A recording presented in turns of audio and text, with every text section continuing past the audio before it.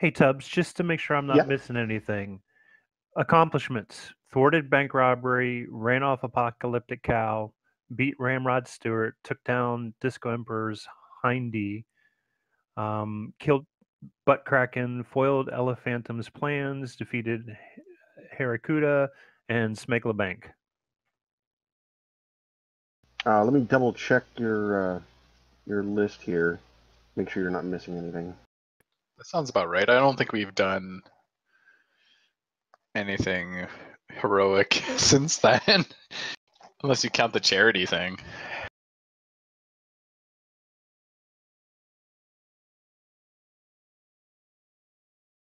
That seems right. Okay, just making sure I didn't miss anything.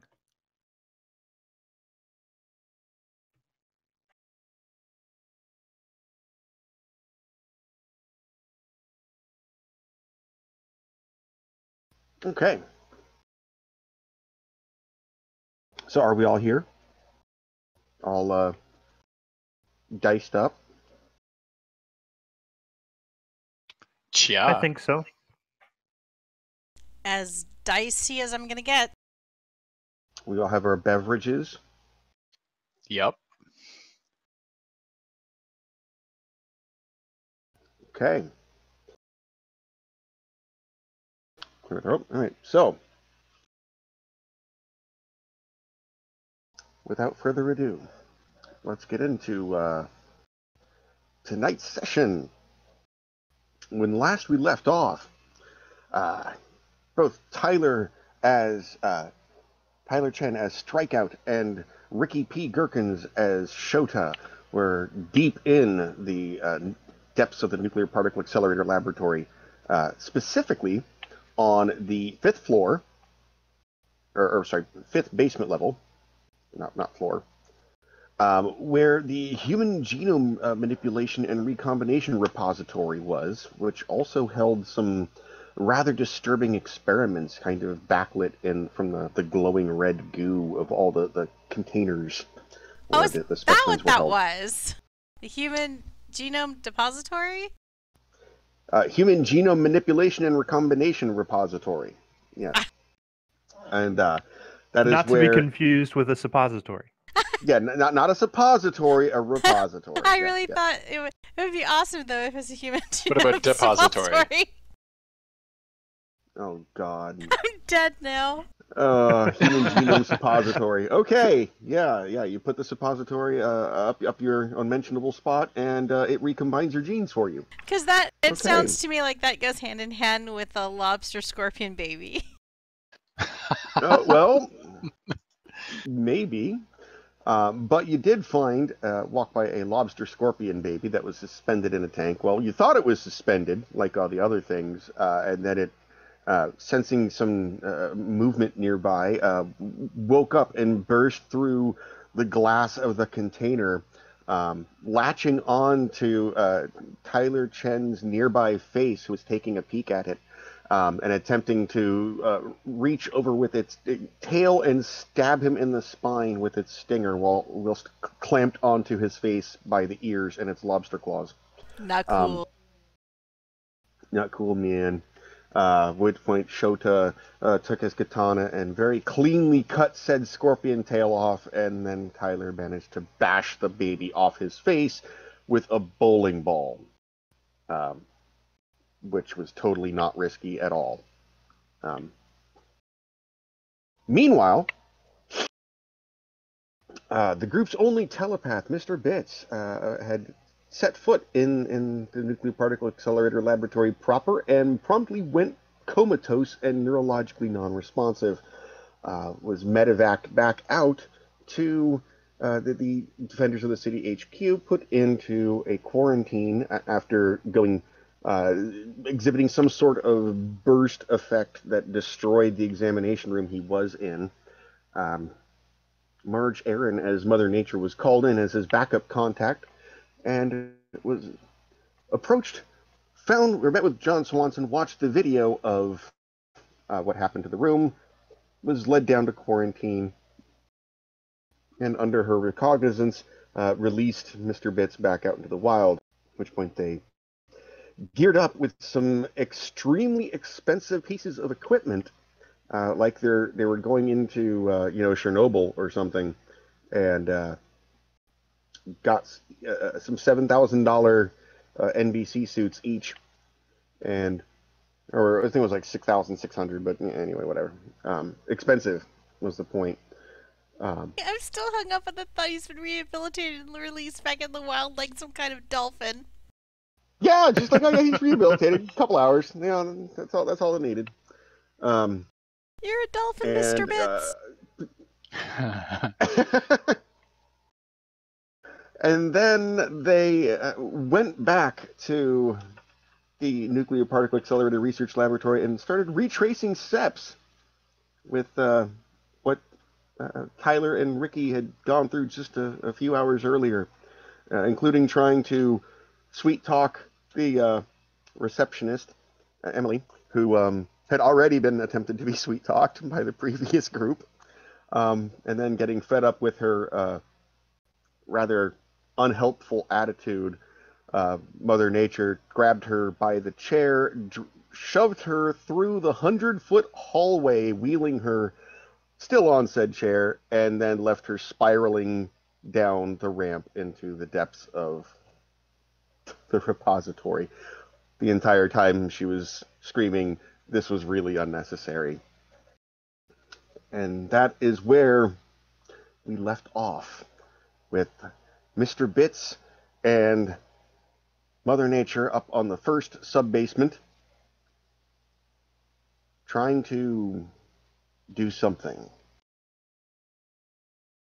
I'm just holding the door shut so receptionist Emily can't come back. I'm done with her. And I think I was trying to hack into her computer to see what I could find out about. Yeah, you were doing the something through laboratory. the doors too, but I don't remember what. Oh, I think he was trying to hack them and realized they were unlocked. You peeked. It could be.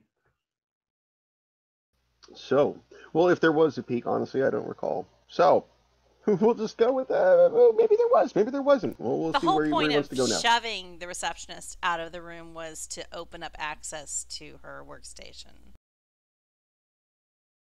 Yeah, after Mr. Bits thought twice about blowing her head off with information overload. I was gonna pull a punch. Yeah, that's worked so well for the other players so far. She would just be in a vegetative state. Her head wouldn't explode. Just explode her brain slightly less. So, you were in the room. Yeah, just like out one ear only. I got that mental image from Law-Abiding Citizen where the dude answers the phone and it's a bomb. If you haven't seen that movie. What? I have not. I feel like Okay. I've seen that movie, but I don't remember that at all. Worth watching again. Definitely worth watching again. There are some twists in there that you won't see coming. Wait, who was in that movie? What's his name? Gerard Butler, Jamie Foxx. I think those are the only two That's names. crazy. I think I've watched that recently because you recommended it, and I still don't remember. But I was that probably good. I probably did recommend it recently because I would definitely recommend seeing that I one probably again. watched it after we were playing Stupor Heroes, so everything just really sunk in deeply. Just blurred. I have visions of the '80s. This is your brain on drugs commercial. Yes, with the egg in the frying pan. Yes. Strange that I remember not the message to do drugs, but that fried eggs are delicious was the message that I got from that. So, what are you guys doing? Mother Nature's holding the door shut so that Mr. Bits could get access to the workstation. Well, there's a workstation. I'm hodering this shit. I guess I am attempting to hack into it. So what is that? That is that's going to be a hacking, smart, and hero die. Yep, that's it. I was waiting for you to say it's a Commodore 64. Beep boop, beep boop. No, but it's not that bad. It's not a Commodore 64, but you do notice that it's not a crazy, amazing machine. Like it's still got the CRT monitor. It's not even a flat screen. I rolled a 12. 12. Okay, that's good enough. You go on this thing like it's like it's your own computer. You just clack it away. You realize through a quick browse that there's very few programs on this. Most of the purpose of the machine apparently is for browsing gossip sites, and there's a spreadsheet version of the sign-in sheet, which was prior to this afternoon. The previous update was 2 to 3 years ago. We should totally take the name off of anyone we know off of that sheet. Take the what? Take their name off. Okay. Let's just pretend that nobody's ever been here that we know. With a 12, Mr. Bits can easily, delete every version of the sheet after a certain date, so it's reverted back to the one from 2 to 3 years ago. And the physical paper is a little bit harder to manipulate since it was actually signed in pen, but you could easily just take the sheet of paper itself and crumple it and destroy it. And I feel like Marge might have skills in that area, having worked on many children's projects, that she knows how to cover up mistakes and stuff. Well, this would be more basically ball the paper up in your hand, pour some water from a bottle on it, soak it, crush it, turn it into paper mache. It's gone, kind of. What about the sheet underneath it that might have some imprint of pen markings? There's only the one sheet on the clipboard. Oh, only one sheet. Yeah, it's been 3 years since someone has signed in. They don't have backup No wonder sheets. she's so bad at recepting. Yeah, she doesn't do a whole lot of it. There's also, however, a monitor of what seems to be the inside of whatever room is next to you, which shows that there was an incident logged on whatever this object is, about 50 or so feet in. No, 50 or so yards, sorry, into what appears to be a bank of something. It's not really labeled very well. An incident? There was an incident. When? About 3 hours ago. So, given the time frame you've been gone and when you left Tyler and Ricky, it was probably a pretty safe assumption that since they signed in about 3 hours ago and there was an incident about 3 hours ago, probably their fault. I mean, technically that is a leap, but... I don't know Tyler that well. That's right, Mother Nature was not at the meeting with Evan Schuster at the Dinotel, so that'd be something Mr. Bits might recall from their behavior when those two got together at the Dinotel, that in a super fancy place they would behave in such a way that with no apparent monitoring at a weird, creepy sci-fi place, they probably would do something stupid. Well, yeah, knowing Shota, however... We need to catch up with them before they burn the place down. Yeah, it may be too late already. Okay. It's not on fire yet. I mean, you would know. All right. Well, we started to go through the door behind the workstation. Mr. Bits is going to work a little bit of his magic and kind of cause the machine to eat itself. And there isn't a machine. It's just a door. No, the workstation. Oh. Okay, you want to information overload the actual computer itself? Well, no, more like a little bit of F-disk and... Okay, like the old mundane kind of magic, like format C:\enter kind of. Yeah. Well, yeah, F-disk, just delete the partition and move on. Okay. So click, click, click, click, click, click, click. In a few minutes, that computer is going to be completely defunct.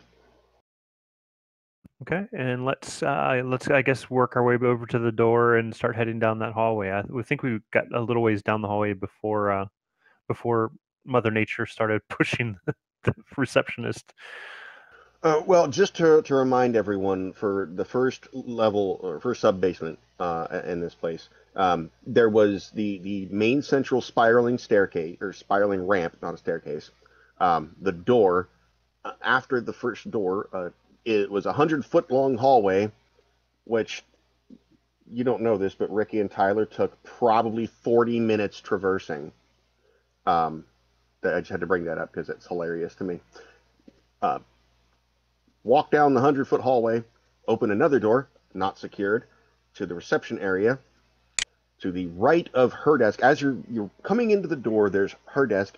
To the left is a obviously fake plastic plant, which is the only decoration in this otherwise all white room. To the left of her desk, sorry, to the right of her desk, is a door,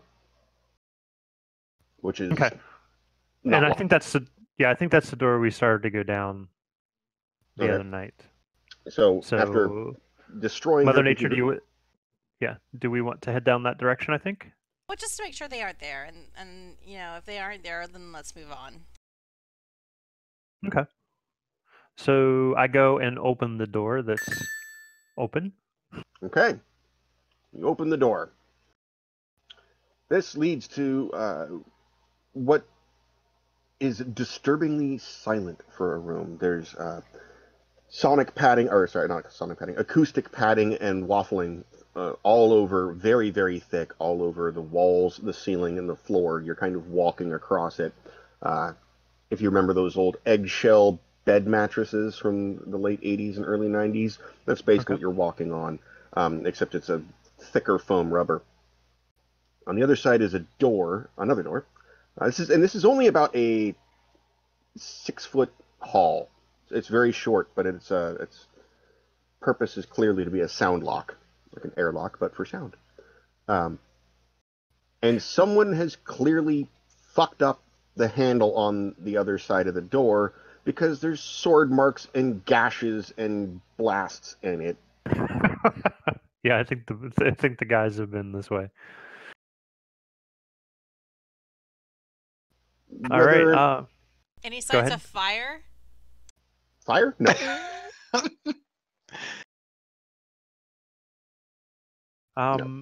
Mr. Bits is going to walk to the length of the 6-foot, or walk to the length. Yeah, is going to walk to the other side of the 6-foot hallway and see if the door on that side is open or it can be opened.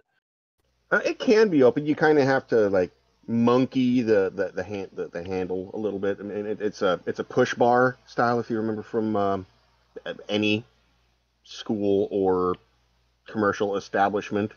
You know, the long horizontal push bar. So we have to jiggle the handle. Well, that acts as the handle, air quotes. But it has been cut to fuck. But you can still kind of, using both hands and your hip, kind of get enough of it moving at the same time to operate the mechanism and get it to open. Okay. So I guess we enter into the room on the other side of the door. Slowly, kind of taking a look around. Okay. And I'm gonna throw this in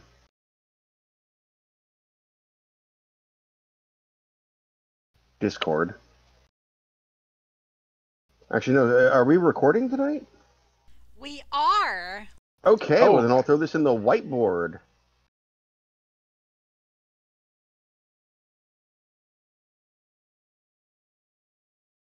Hello, come on.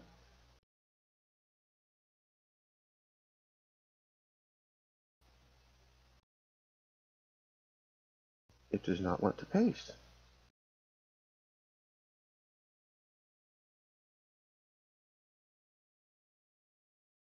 Oh, I have to turn on a extension for it.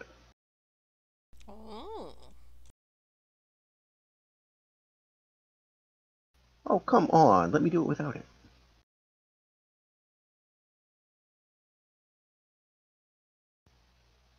There it goes.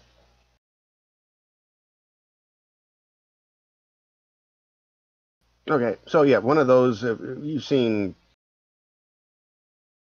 probably hundreds of doors with this and over the years. Not a just imagine a bunch of sword hacks through it, and one of the steel bars is a little not quite straight. So you open it up, and inside is a very, very tall room. As you're standing on the bottom, it's probably, I'm looking up to guess, about 35 feet from floor to ceiling.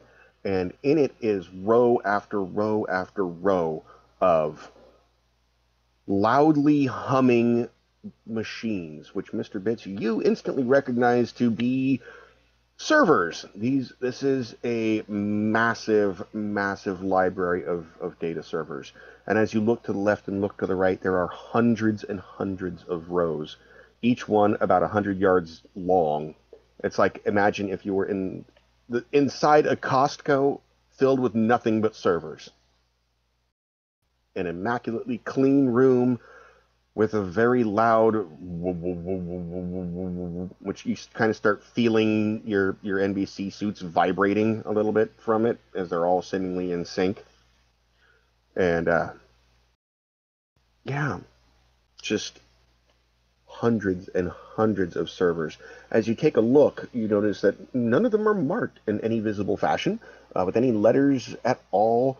The only markings you find are on the rather plain-looking Cat 45 cables, which, you know, the standard manufacturing serial gobbledygook that they put on each bit of cable. Other than that, is there a management console or anything like that that we could try From- to hack into? from looking around, there appears to be absolutely nothing, just the servers and the cables connecting them.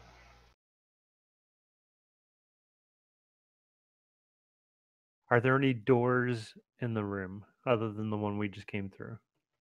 As you look left and you look right and you look straight ahead, there are you can't see the other end of the room on either side or straight across.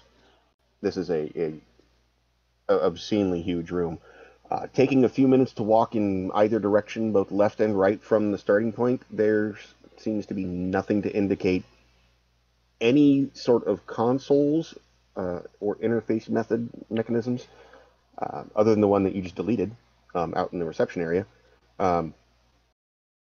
And still no markings. You look at the ends of the stacks, nothing to indicate even what stack you're on. Like if this is stack 2 of 500, nope.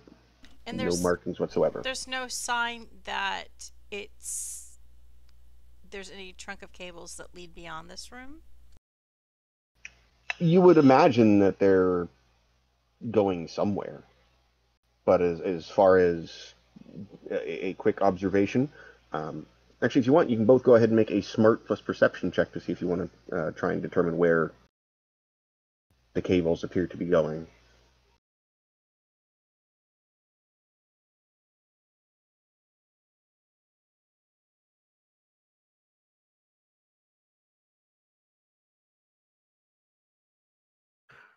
I rolled a 12.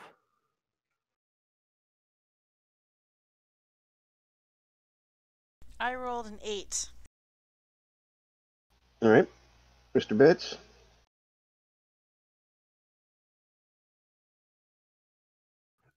Do I do my hero die as well? Yes. Ooh. 18. Damn. Okay. Mother Nature, you kind of look around and you don't really. The cables are going somewhere, but Computers, yeah, computers. You're not a network administrator or anything. Mr. Bits, having worked with this for many years, what you see is masterfully crafted. The cables, each cable runs neatly into a tiny bundle. Like there's 2 or 3 jacks coming out, 2 or 3 cables coming out into a nicely spiral wrapped cable bundle which goes into one of the poles that goes straight up to the ceiling. There's no clumping, no cable jungle. This is like network admin pornography. Like, oh man, that's good. That's good. Of course, the ceiling being 35 feet up, yeah.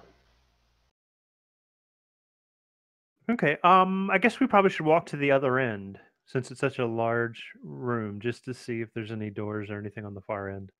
As you're doing that, do me a favor. I would like both of you to roll your smart and tough and hero die. No, sorry, not smart and tough. Defense, tough, and hero die.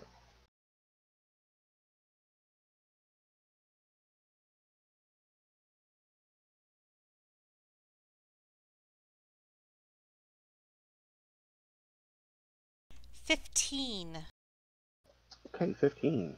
Nice. And I still 10. had a 1. You said 10? Yes, 10. 10. Okay. Um, Mother Nature, you're used to all sorts of weird sounds, so it doesn't really bug you too much. But Mr. Bits, you're starting to feel a growing pressure in your skull, almost as though the pulsing sounds, servers all perfectly in sync, is creating a harmonic reverberation within your skull. And while you haven't actually suffered any damage at this point, you can tell even through your NBC suit that this is probably not a safe place to be in very long without some serious hearing protection. I'm gonna look around. In most big data centers, they usually have somewhere big tubs of earplugs. Anything like that? That would be a thing that they would normally have, either the soft, squishy ones that you stick in your ears or the over-ear ones. Except, yeah, no, this room is seemingly devoid of anything except the data banks themselves. And the NBC suits don't help in any way? That's helping. It's helping dampen it. That's why your DC was actually lowered than the last time you came through. Now, is there any signs that the guys have been through? No, actually, and even as you glance to where that you basically gauge that the incident was logged on the receptionist's screen. It's immaculate. There's not a speck of dust or dirt or footprints, boot scuffs, anything. It's as Jalapeno if poppers. they were never here. 0 jalapeno poppers. There are 0 jalapeno poppers. The only note that it makes it seem that they were ever here is the fact that the door was messed up. Okay. No sunflower seeds on the floor, or Nope. Not even a spot on the wax where it's slightly dulled from boot prints. It's like they walked in, slashed the door, and left. So do you want to still look for a console? The only thing is I guess I'm concerned that if I'm already starting to feel the effects, that it might not be so great to be in there. I guess we can walk to the end and see if there's a door or a console, and then come right back out. And if the sound gets worse, then we might have to just Make a quick exit. move along and then go looking for earplugs. So what's the plan? I think we'll continue to move forward towards the back of the server room. Okay. You get about 100 yards in. You notice there's a cross hallway, much like you would see in a grocery shop or library or whatever. Anything with a large row of shelves. And then there's another bank of 100, or a bank for 100 yards. You get to the end of that. There's another bank of 100 yards. And you get to the third one, and I need you to roll your defense plus your tough and your hero die one more time for me. Mr. Bits, what kind of thing would need this many servers? Any kind of like heavy duty data analysis or a data warehouse. Yeah, you do some quick computing in your head, and just from what you've seen, just going left and what you can see as well as what you have actually traversed, to the left, to the right, straight ahead, no visible wall on either side. One, two, three, four, 5 stacks on each row. Oof. This is even for some heavy data analysis. This is computing astronomical quantities of data. I rolled a 13. I rolled a 14. Okay. At this point, Mother Nature, you start to feel the vibration building in your skull. And Mr. Bits, you do as well, first off. Oh, you only got a 5. Okay. Not enough to actually cause damage, but you're feeling the vibrations. Your entire skull is rattling, and it's starting to go down the back of your brain stem. You kind of have what you would refer to as a skull-crushing migraine. And Yeah, we need to make our way back out. Yeah. Do we see anywhere like an emergency power switch or anything like that? you have seen absolutely nothing to indicate that there's anything in this room other than servers. And it just seems to go on as far as the eye can see. If you want a visual representation, you remember this Matrix where Keanu Reeves says, "I need guns," And and all the gun racks pop out. an infinity of gun racks shows up. It's that, except you're in server land. I think if it wasn't for the whole vibration thing, this would be like Mr. Bits Disneyland.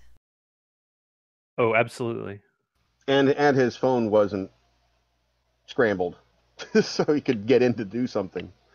But yeah, this is definitely something that you feel this subconscious itch to get in and start diving around like Lawnmower Man, but it does not appear to be. Do you think the vibration could be just the combination of all these servers? Like a harmonic? That's basically what it is. They're all operating in sync down to the hertz level, and it's HERTZ, not HURTS. So it's just But it creating. does that too. Yeah. The hertz makes hertz. So So yeah, it's just creating. maybe our best bet, if we can't find headphones, would be to construct something that could do a noise canceling vibration if we needed to investigate further. But for now, we should probably continue along, maybe see if we can find another access point outside of this area, or, I think find the it's pretty guys. obvious the guys didn't come this way. Yeah, there probably would have been fires or something if they'd been this way. So so I guess we head back out and back down the 100-foot hallway and then out to and start headed down the ramp. We'll have to probably confront the. Yeah, before you get that far, I'm gonna make me roll. I'm sorry, make me roll. Ask you to roll a defense and tough and hero one more time as you're returning to the door, because I'm assuming at this point you're gonna return to the door a little bit faster than the casual exploration you were coming in with.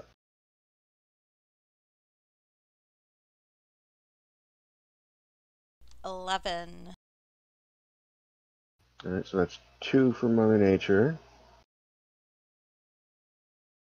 2? Yeah, 2 stacks. 11. And 3 stacks for Mr. Bits, because Mr. Bits failed his first one and Mother Nature did not. Don't pass out, Mr. Bits, because I'm only a veterinarian. All right. Well, it's only 3 damage to Mother Nature, so no actual injury.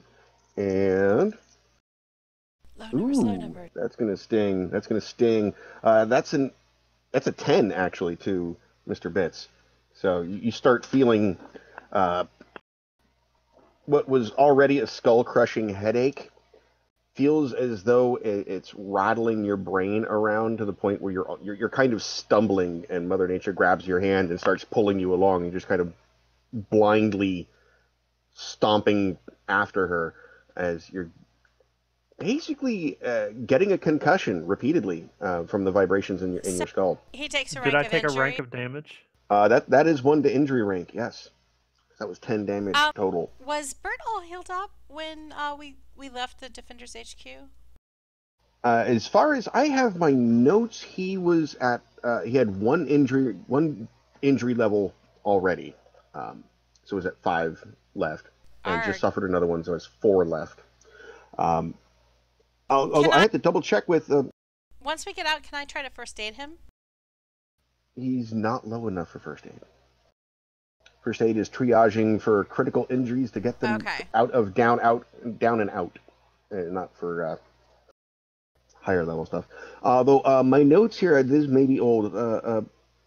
Mother Nature, do you have an injury rank, or are you full up? This might be old. That might be old. Okay. Leave that there. Wouldn't they have healed me up in the emergency room when I was taken in? The one you blew up?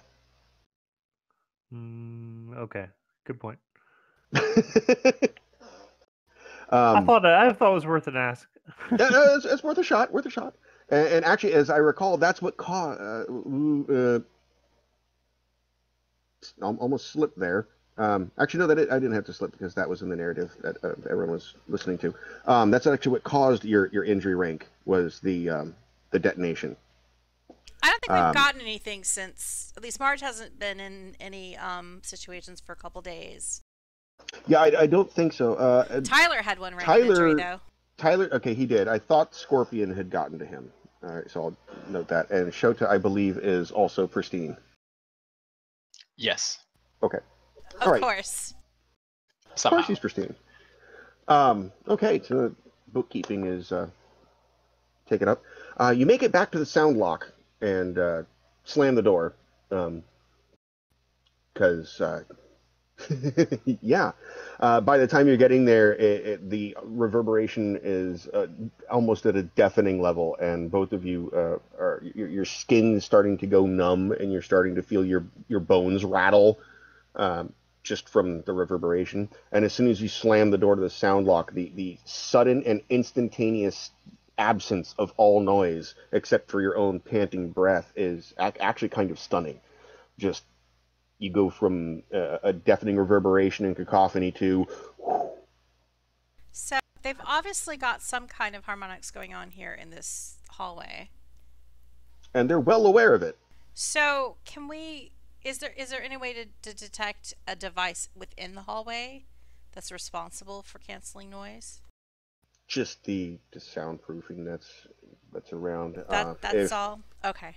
Yeah, there's no magical soundproofing. Anyone who's watched music videos or behind the scenes, you recognize this from audio recording booths that they use to dampen external sounds and prevent echoes. It's nothing super fancy. I mean, you can get it at any. You So can pick it up the at Guitar walls are Center. covered with that egg crate kind of crap. Well, the walls are covered more with the peaks and valleys, which is more of a zigzag that alternates. The floor is the egg crate because it's easier to walk on than the peaks and valleys. That's the only reason that's different. But that would just be. We'll pretend that was a giveaway of general knowledge that someone would have, since I didn't make anyone roll for it. But if anyone had a hobby of audio engineering or recording, would be perfectly familiar with this stuff. Even YouTube and recording podcasts, you see people with it all the time. Yeah, Twitch streamers and stuff.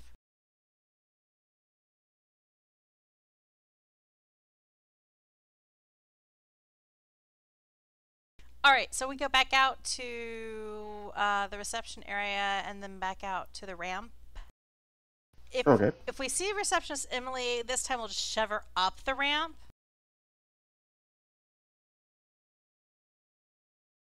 Gonna throw something in the whiteboard here. Yeah, remind me That never stuff. to cross Mother Nature. Yeah. That's what the walls are covered in. Like I said, you've probably seen it all over the place. Okay, so yeah, it's creating basically a sound lock instead of an airlock. But you go back to the reception area, and right about the time that you open the door to the reception area, the other door to the reception area opens, and holding her chair with one busted caster wheel that's squeaking and making the chair list to one side, is a rather irritated-looking Emily, who gives you both a death glare, but locks eyes with Mother Nature specifically, jerks a thumb over her shoulder as if to not even pretend at pleasantries. She wasn't very good at them to begin with. Now she's throwing it completely out the window. Jerks a thumb over her shoulder and goes, "Your friends are on the 5th level. You might want to get to them before they blow the place up." 5th level. Yeah, the 5th level. You know, That's the down. Level 5. So the is that human genome manipulation and recombination repository. Oh, that 5th level. Yeah, that 5th level.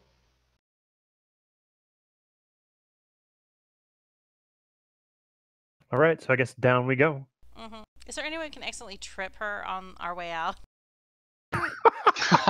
You guys are so mean to Emily. She's just so rude. How would you like to trip her on your way out? She's so bad at her job. No, I'll just ignore her, but like she's really bad at her job. I mean, I hope we don't close this place down because she's going to have a real struggle trying to find some kind of public-facing job that isn't in like a super secret, possibly evil nuclear particle accelerator research laboratory. Okay, so you return to the main shaft, and from here you've proceeded. Oh, you proceed down the 100-foot. You know, we should hallway. have asked what floor we were on. Oh, that's easy. You're on the We're first one. basement. Are Yeah. we first floor? Are the doors Yeah. labeled with numbers?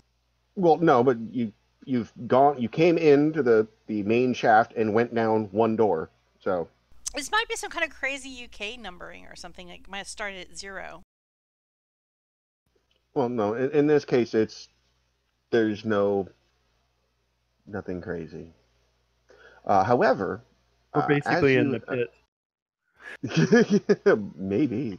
I would like both of you to make perception checks for me. Smart plus perception, and of course, hero.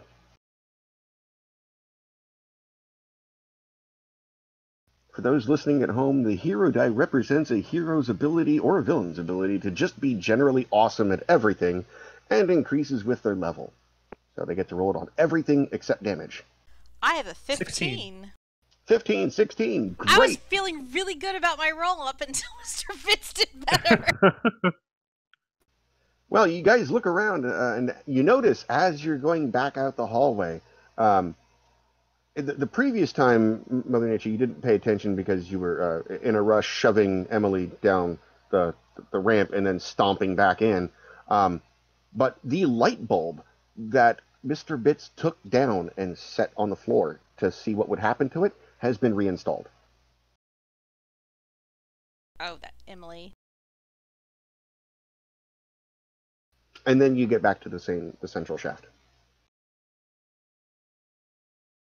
Alrighty. Left from here, right goes up to the main entrance, which you can very easily see has been closed, and left goes down. Of course it's been closed, because that's exactly what I was afraid of. Yes, giant 18-ton vault doors that are really easy to open. I guess we're headed down. Sigh. Yep, 5th floor. Okay, countdown. You're on first basement, one or second, third, I can count, second, third, fourth, fifth. The door to what you would assume to be the fifth sub-basement stands in front of you. To the upper right of the door, there is a small, obvious security camera, which you hear refocusing on you.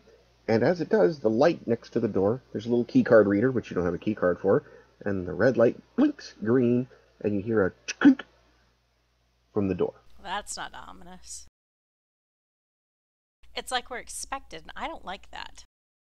Agreed.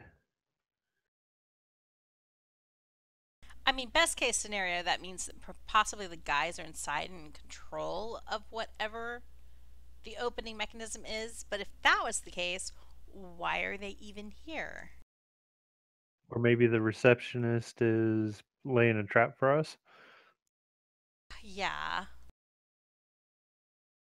Are there any signs on the door that the guys have been here? I mean, did they hack and slash this door too? Surprisingly, no.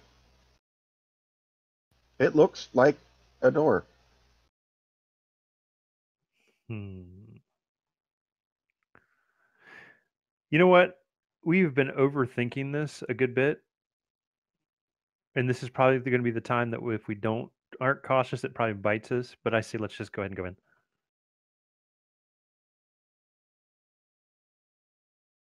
I guess we pretty much have to. Well, we could go up and go into another floor if we wanted to. I mean, we could go back But and again, go B2, B3, B4. all before B5. But we might as well go in. The door's open. Yeah, because the other locks may not be unlocked. And if there's a threat waiting for us, it'll be waiting for us no matter whether we go to the previous rooms or not. Very true. All right, so I guess we're headed in. Okay.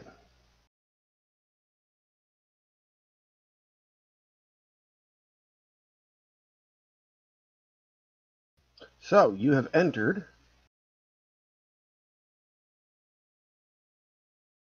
the fifth basement, or sub-basement of the Nuclear Particle Accelerator Research Laboratory. This one, which you have been instructed by Emily, contains the Human Genome Manipulation and Recombination Repository, which Tyler and Ricky did not know what it was when they walked in. Inside, there is a very, again, an equally massive chamber, to which the end dimensions are, at this point, kind of lost to darkness because the room is not lit overhead. It's mostly lit by what appears to be a red glow from the inside of a wall of tubes, each containing mammals suspended in non-moving, we'll put it that way. There's a glowing red jello with a non-moving mammal in each one of various sizes. Now, while this is happening, we have to meanwhile for a moment and switch over to Tyler and Ricky, who just finished. Meanwhile, back at the ranch, Timmy's fallen into the well. Right? So Tyler and 5 floors down. Tyler and Ricky have just finished beating off a lobster scorpion baby.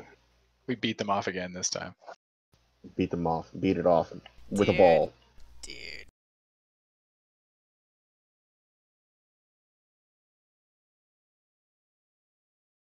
And now there is a dead lobster scorpion baby on the floor. Much like what happened in the third floor. That would be the... actually, was it the third? I think it was the fourth. Oh, and I'm sorry, I just looked at my notes. This does not contain land mammals. This one is all humans. All humans. That makes it so much creepier. Yeah, naked people creepy. suspended in red jello.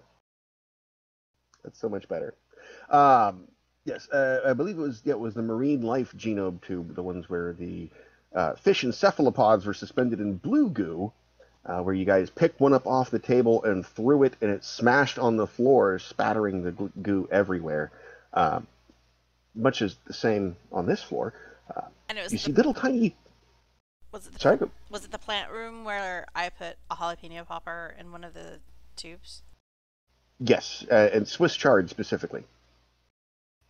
And you watched as the cheese and the breading was dissolved at the molecular level, leaving only the jalapeno, the sliced jalapeno. It was very disturbing. The second and the cephalopods. I gotta get the name of it again. Marine life genome tubes and holding tanks. You smashed one on the floor, and there was a swarm of mechanical rat-like devices which came out of little holes that you didn't even notice were there before.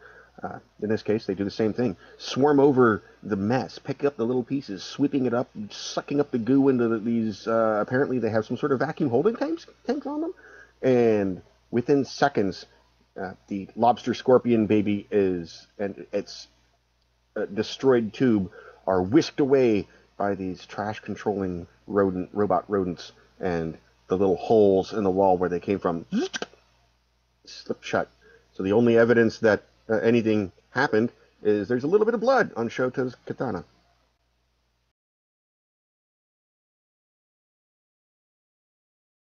Like it never existed. Oh, yeah. That's me. Dude, that was intense. Yeah. Yeah. This is the human one again? Yes, you're in the Human Genome Manipulation and Recombination Repository. Right. With Okay, all and the, I remember we saw Harakuda in there too, right? Yeah. Yep. That villain that you defeated single-handedly. Yeah, the one I beat up on my own, yeah. Yep, totally on his own. So, what? I mean, lobster babies on your face. Like, yeah. What is happening in this place? I'm why not was that sure. one alive? I haven't been around a lot of babies, but I'm pretty sure that baby was not normal. Yeah, I mean, since I was a baby, I haven't seen a baby. But yeah, like, and why is that one alive? Are the rest of them alive? If we like go see Harakuda, is she gonna be alive? Well, you want to go check it out so you can defeat her again? Well, no, you know what? Once is enough, I think, for her ego. You know, like, I don't really want to. You don't want to like validate, the villain. Yeah, I mean, I'm just not, I'm not a mean person. I just took her down because she was causing an issue, Yeah. That's super heroic, man. Yeah, in a day's work. I had some help, a little bit of help. Like, I wonder though, those spider rat thing weirdo cleaner Roomba things came out. Like, they only cleaned up the baby, right? Like, why didn't they clean us up? I mean, if everything here is human. Oh, speaking of cleaning up the baby, were both of you watching, like paying attention to what happened when they came out, or were you doing other things, or actually just actively watching them do the cleanup? I think I would have watched, because it would have been kind of weird. I think I was like oh my god, there was a spider, like there was a lobster scorpion baby on my face eating it, and a little bit like, what is happening to that dead, lobster scorpion baby that I just smashed with my little boom boom. Okay. Because what happened basically is each of these kind of little robot things, Shota, they remind you, and Tyler, both of you, because both of you guys were video game sci-fi nerds. Remember that show Robot Wars? It kind of reminded you of those, because what happened is as they were, air quotes, cleaning up the baby, little arm popped out and circular saw kind of took like a leg off and then cleaned up the blood and just tucked one leg in, and another one took a claw off, basically just took the baby into pieces and tucked it into their little storage containers and then cleaned up their mess and zipped off. My best friend Chewy, he totally has a robot that he's been working on. Yeah, Can you see? Yeah. Can you see like the little receptacles where they came out of, or is that like a featureless wall that, you know? Now that it's closed, do me a favor. Go ahead and make a smart plus perception check on that. So just smart, okay. Because I rolled a 2, as in 2 1s. Yo, that door went down, and it's like you watched it come down, and you blinked, and it's gone. You know man. what we really need to do right now is make another mess and see if we can catch one. Oh, you want to like start breaking some tubes, man? Yeah, let's break a tube. What tube you want to break, man? I don't know. What's the closest one? Well, something doesn't look like easy faces. All right. Well, you take a look around. Except for Harakuda. Harakuda was 100 feet or so back. You've now descended from the human-looking normal people into what can only be described as freaks and aberrations, where bits have been recombined in ways that they're not supposed to. Like one of the larger tanks looks like someone tried to build a minotaur out of pieces of bulls and people and cows, but it didn't quite work. Are there any empty tubes? Because, yeah, that might be safer. Well, that too, but if these are living things, maybe we shouldn't just smash them. Go ahead and make a perception check. I mean, they didn't choose to be in tubes. Yeah, you're right. We're not real assholes here. Yeah, see if you can find an empty one. We need to be cool about it. See if we can find an empty one. That'd be smart plus perception, and of course hero. 10. 10. Okay. As far as you can tell, there are none that appear to be empty.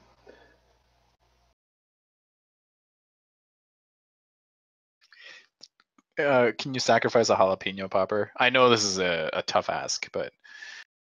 I could totally sacrifice a jalapeno popper and throw it on the ground. Yeah, okay. Let's just do that. That sounds easier. Yeah, I think I'm getting low though, man. Okay. Well, I mean, guess what? I'll buy you a case. When we get out. Well, we got to get out pretty soon. Because I'm getting hungry. Well, okay. Yeah, don't throw all of them on the ground. Just one. Just one. But yeah, if you see a microwave anywhere anytime soon. Yeah. Oh yeah. Don't worry. I'll let you know because I would love to have one. I need to fuel up. Okay. So you're throwing a jalapeno popper on the ground? Yeah, in the general direction of where the lobster, whatever baby, scorpion baby was. Okay. Toss the jalapeno popper on the ground.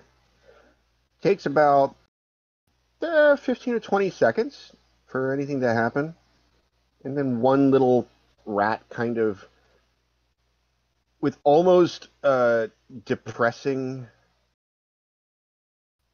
defeatist attitude, kind of wiggles over to the popper, picks it up, flips it in a clunker thing. Oh, I'm going to attack. Goes back to it. You're going to attack the cleaning rodent. Okay. Yeah, I don't want it to get away, so I'm going to leap at it and try to pin it to the ground with my sword. We're gonna battle bots? That's right.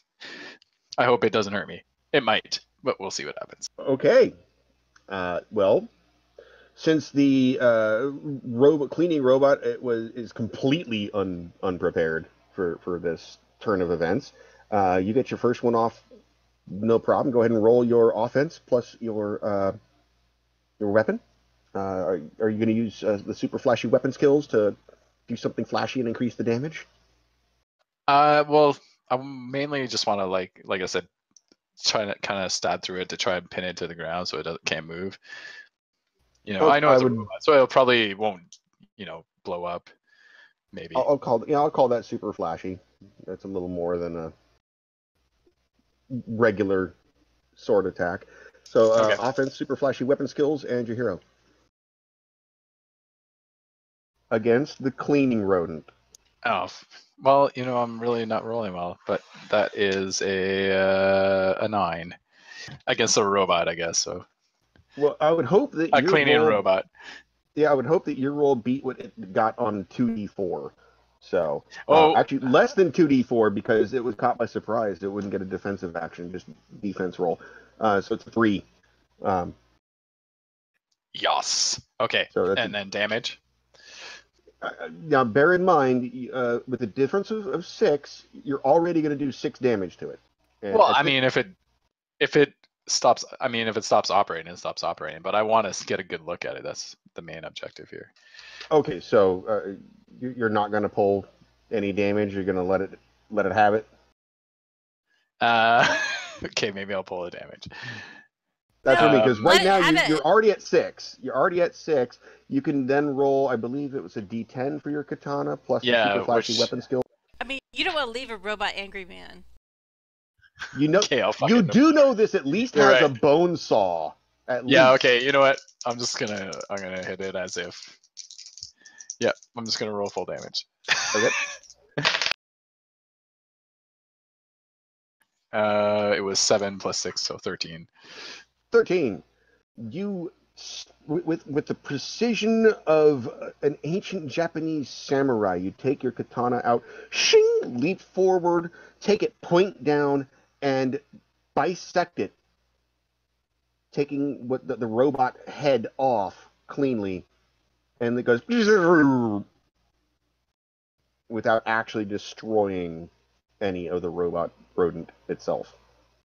I just strike a pose real quick. Tyler then, Chin has the bromance Look back eyes. at Tyler. Bromance eyes all the way. Oh my god! I bet that's how you dealt with Harakuda. Now, point of order. How exactly is Tyler going to say that? Is he going to yell out like, "Dude, that was awesome!" Yeah, into the darkness? sweet moves, brah. Okay. Nice. From the other end of the human genome manipulation and recombination repository, I need Mr. Bits and Mother Nature to both roll a perception check.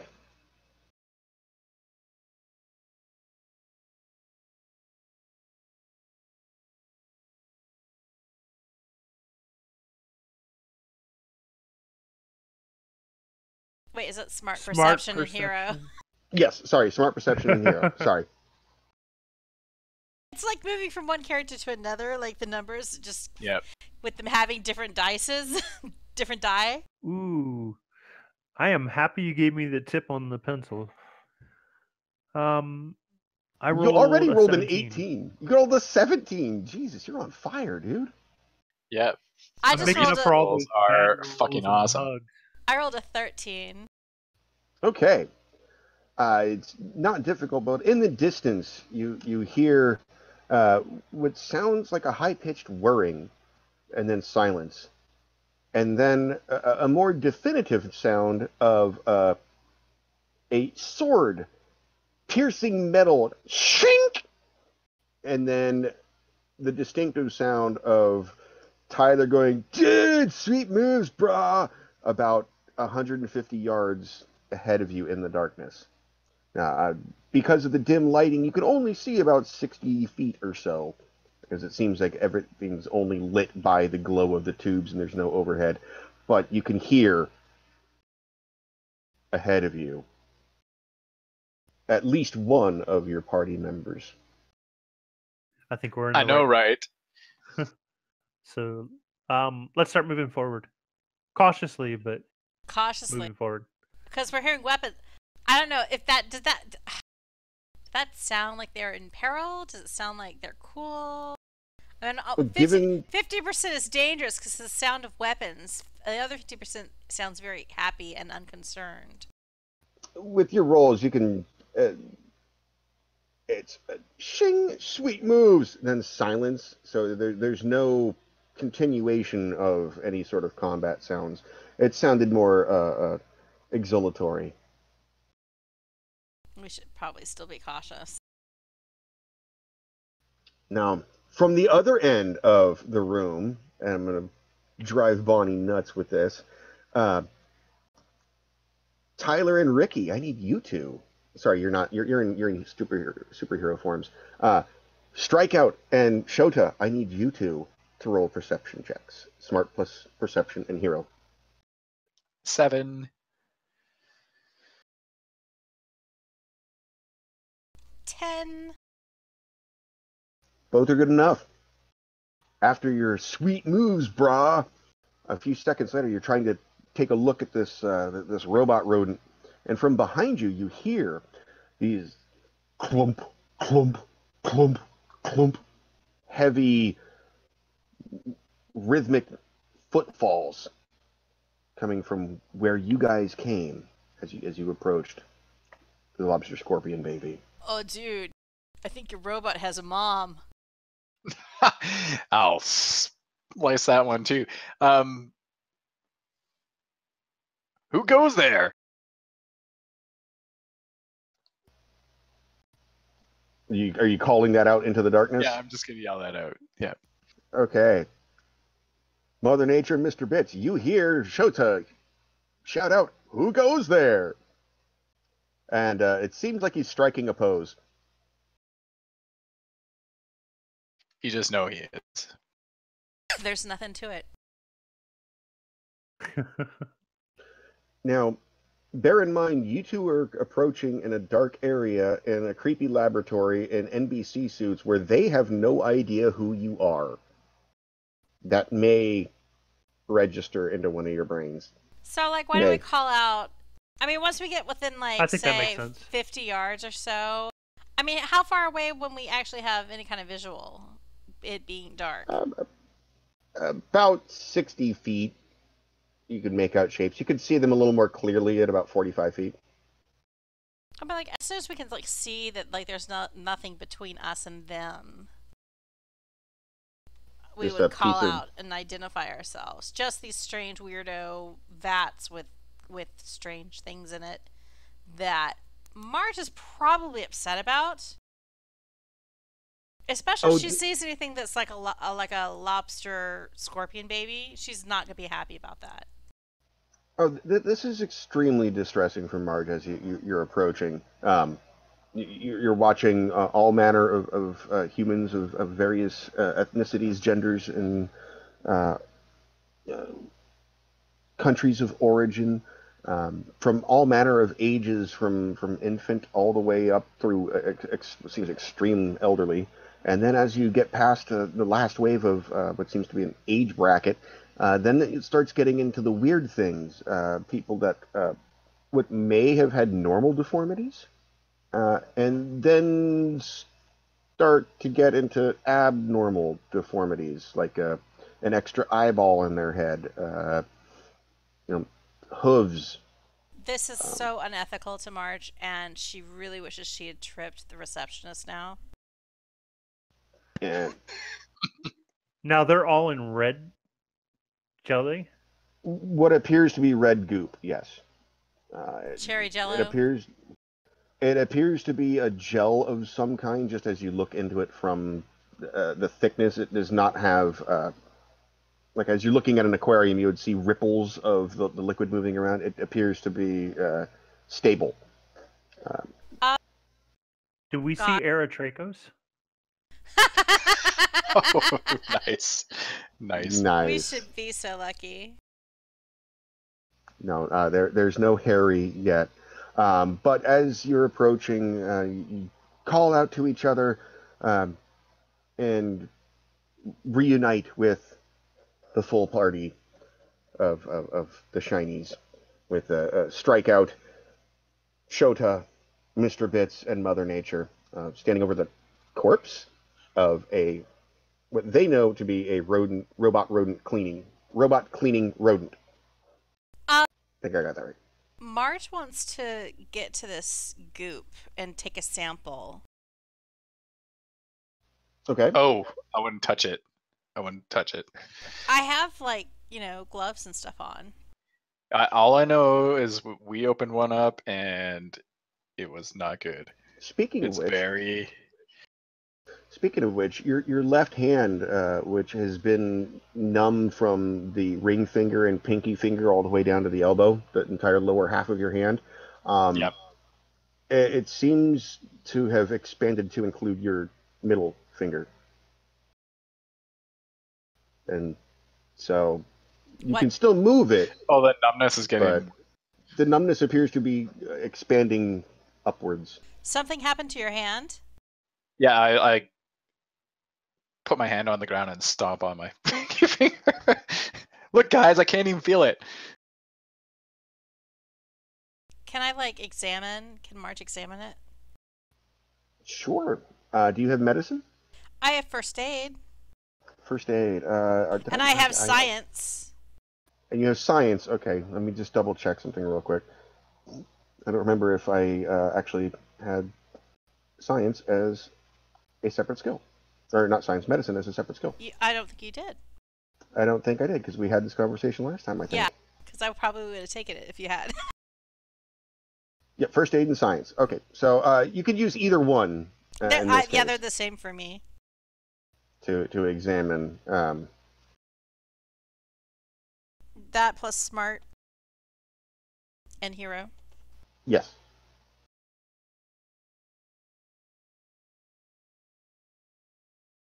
I'm going to write with my pencil just in case.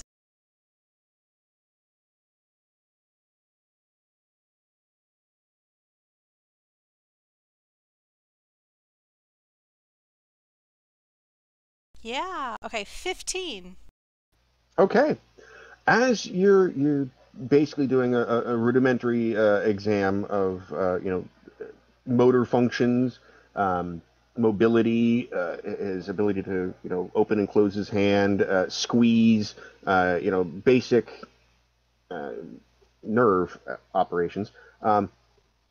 He appears to have no adverse effects on the surface for his hand, other than him saying that he can no longer feel anything from... If you were to hold your forearm out in a horizontal fashion parallel to the table, and then draw an imaginary line between his his first finger and middle finger to his elbow, everything below that line is... he's reporting no sensation. When did this start? What precipitated your hand going weird? I touched the goo. You touched the goo. I touched the goo, yeah. Well, I mean, you touched the green goo. Yeah. Well, I just say I touched the goo. Okay. I don't think Ricky would be smart enough to decipher. Well, you can go ahead and throw roll smart plus here? 0 for him, just to see if... I mean, Marge will ask, was it this goo here? No, we were on another floor that had green goo with plants in it, and there was one with some Swiss chard, and I opened it up. Now, see, on the bottom, you can actually turn them off and then open them up.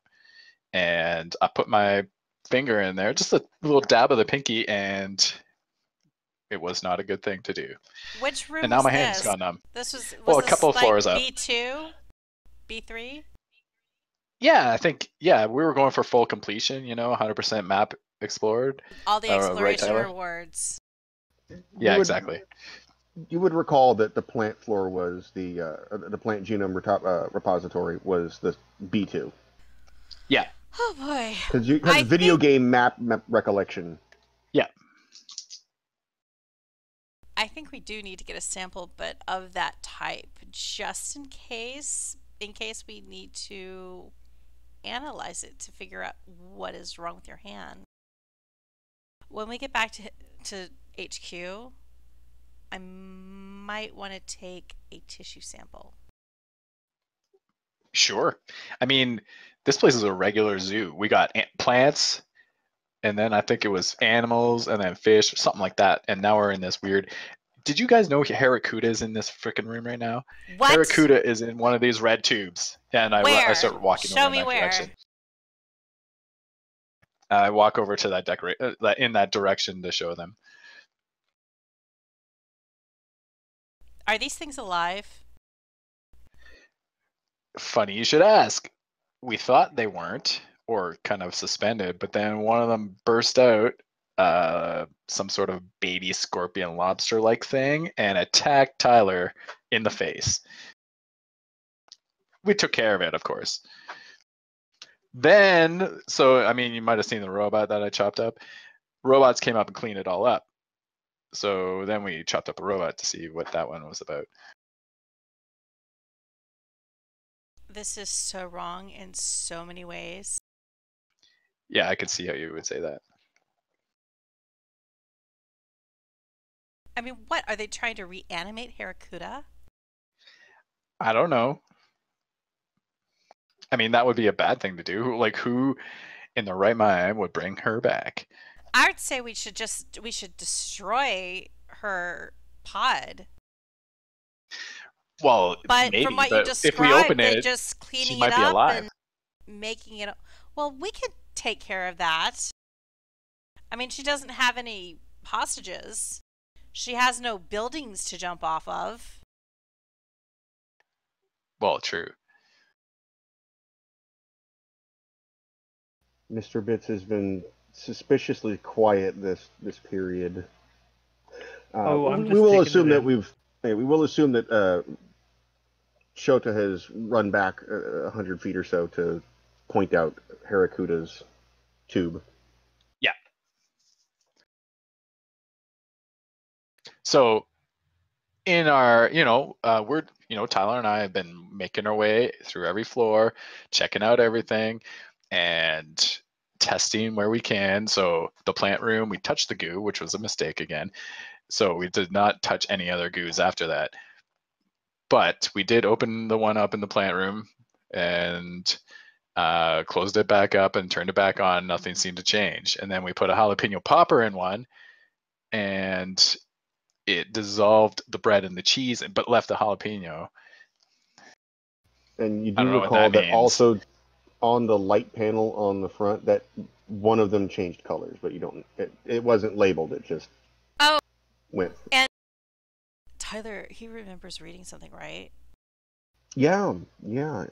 For a brief second, whenever you were looking at Harakuda's, the little lights, scattered lights with no seeming meaning, you looked down and it said Harakuda, and then it kind of flickered. It flickered, kind of like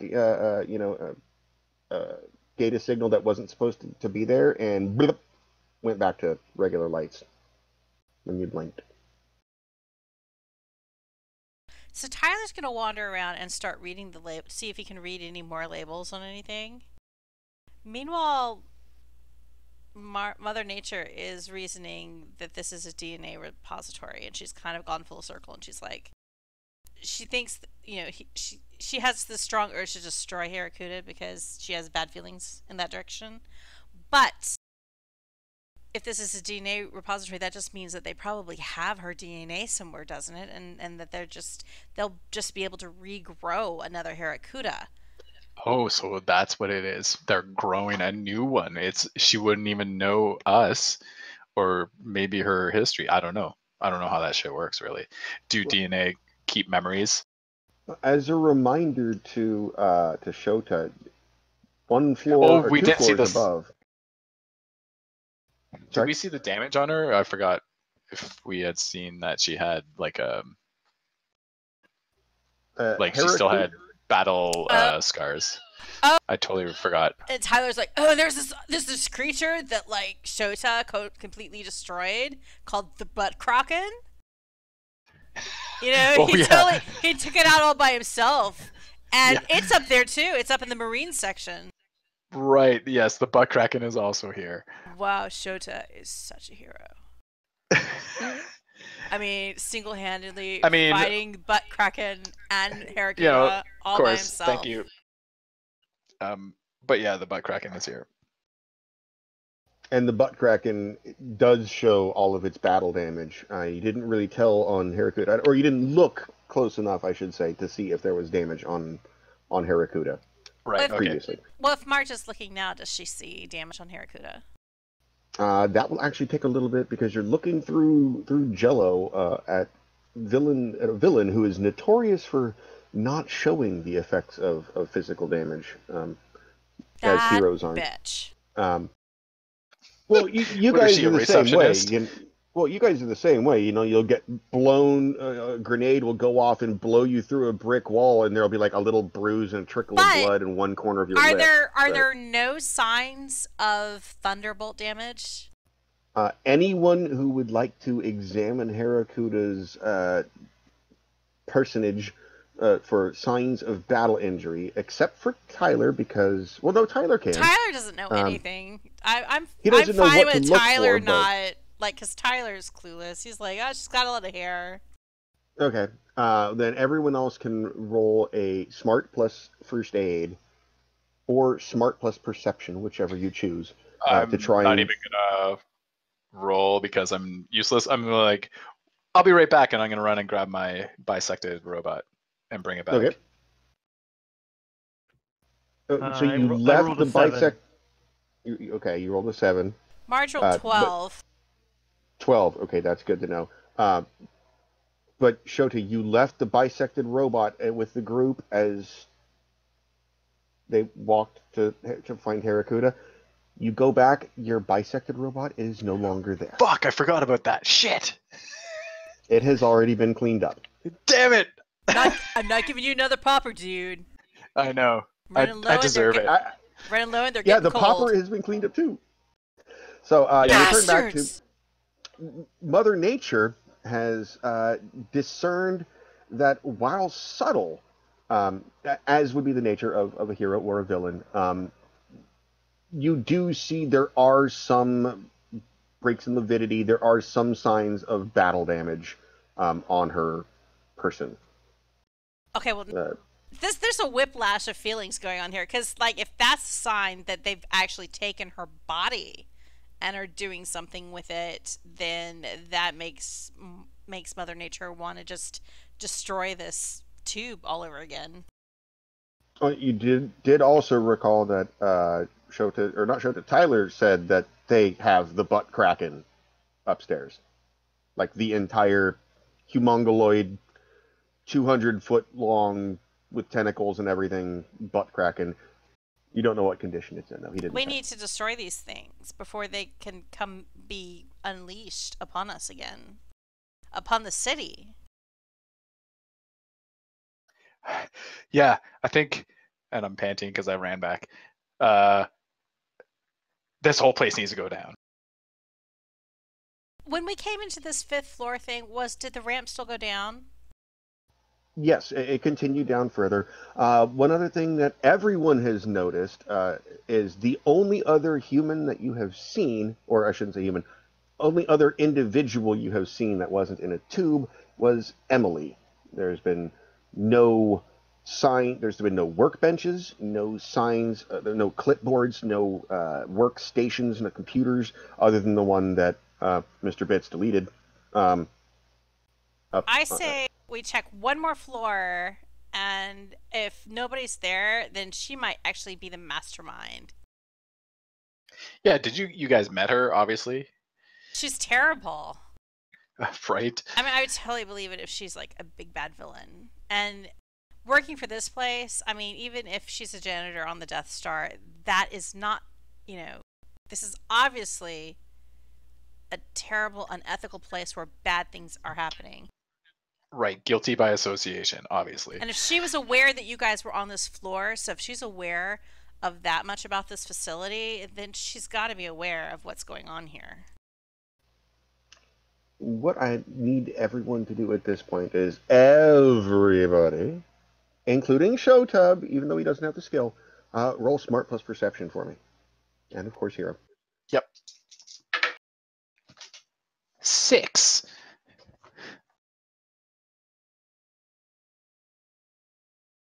So Shota is watching. 17.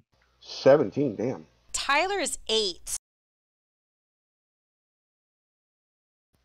So Tyler is watching Shota make flashy poses, and Shota's checking out his flashy pose in the reflection of a tube.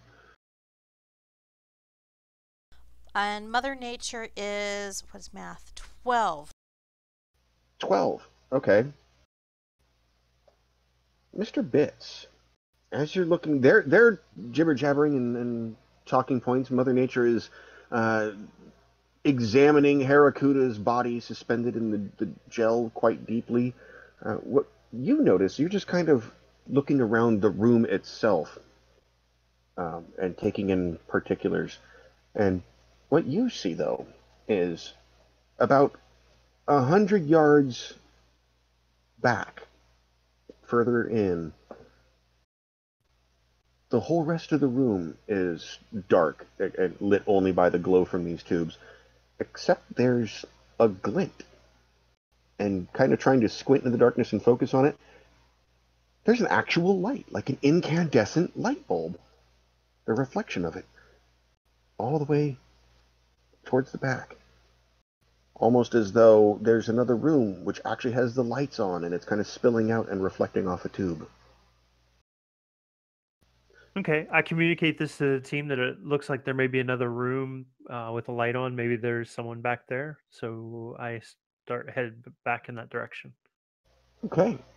And right at that point, since it's 10:30, we're going to take our little 2 to 3 minute bio refill snack grab. Be back in a moment or so. Sure thing. For those listening at home, this will just have a quick splash page because Bonnie's awesome. Yes, we'll play like some smooth jazz and put up some pictures of elephantums, and it'll be really nice. Okay. And we'll be back in a moment. Upgrades.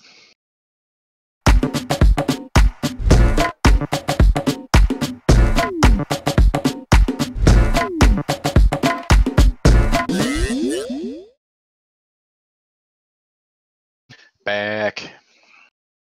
Back myself. All right, so I think all 5 of us are back.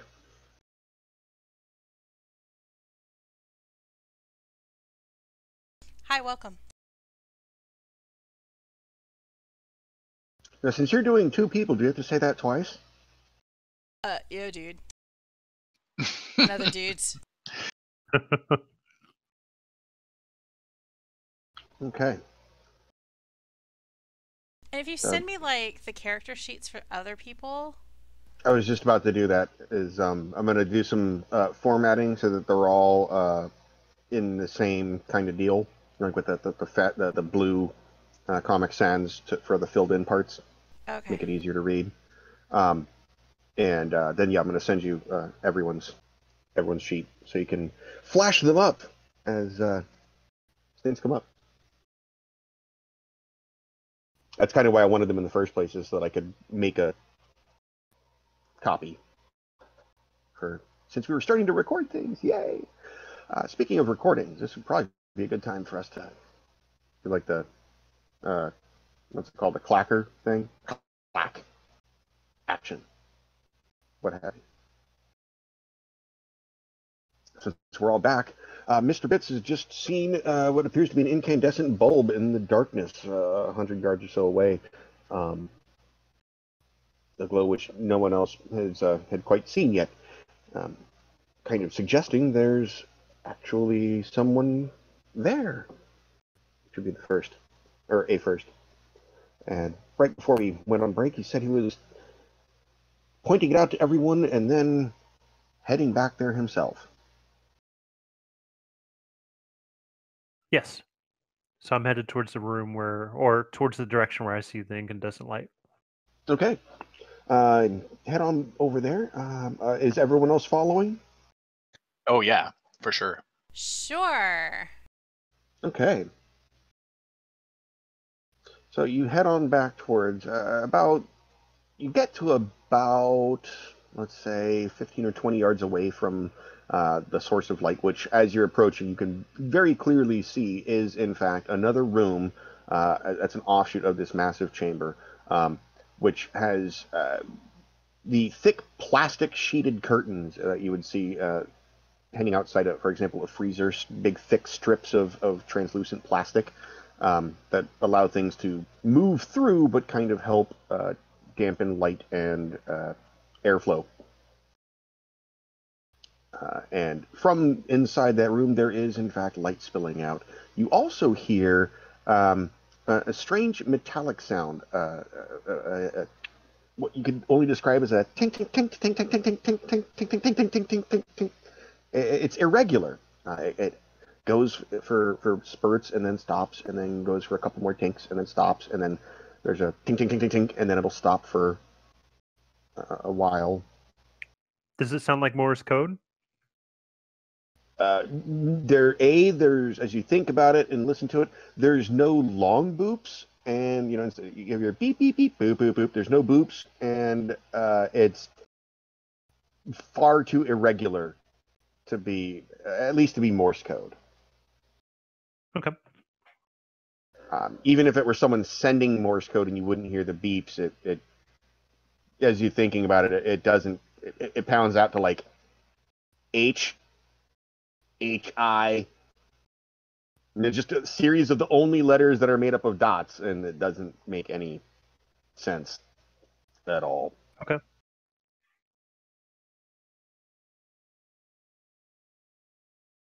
So at this point, are you continuing towards the opening?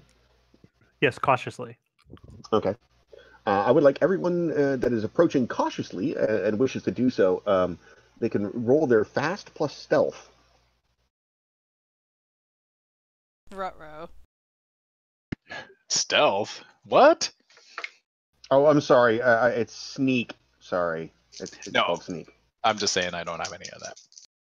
I think Mr. Bits is the only one who does. The only character I have that does it is a villain, so nobody in this room. I rolled 3 5s, so 15. All right. 10. Marge is 8. Okay. Whoa, Tyler is 12. Okay. All right. Everyone did well for what they have. You approach kind of Scooby-Doo style, sliding up the wall towards the opening, which as you get closer, you can see it's about 8 feet wide. So the pretty hefty opening. One would imagine to be able to fit some of these larger tubes through on some sort of wheeled vehicle. It's also about 15 feet tall.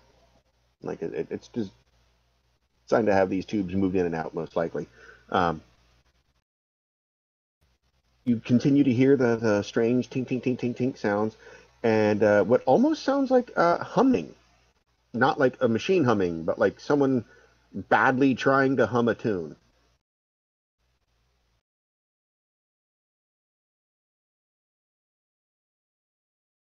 I do like the finger to the lips thing for everyone to shh.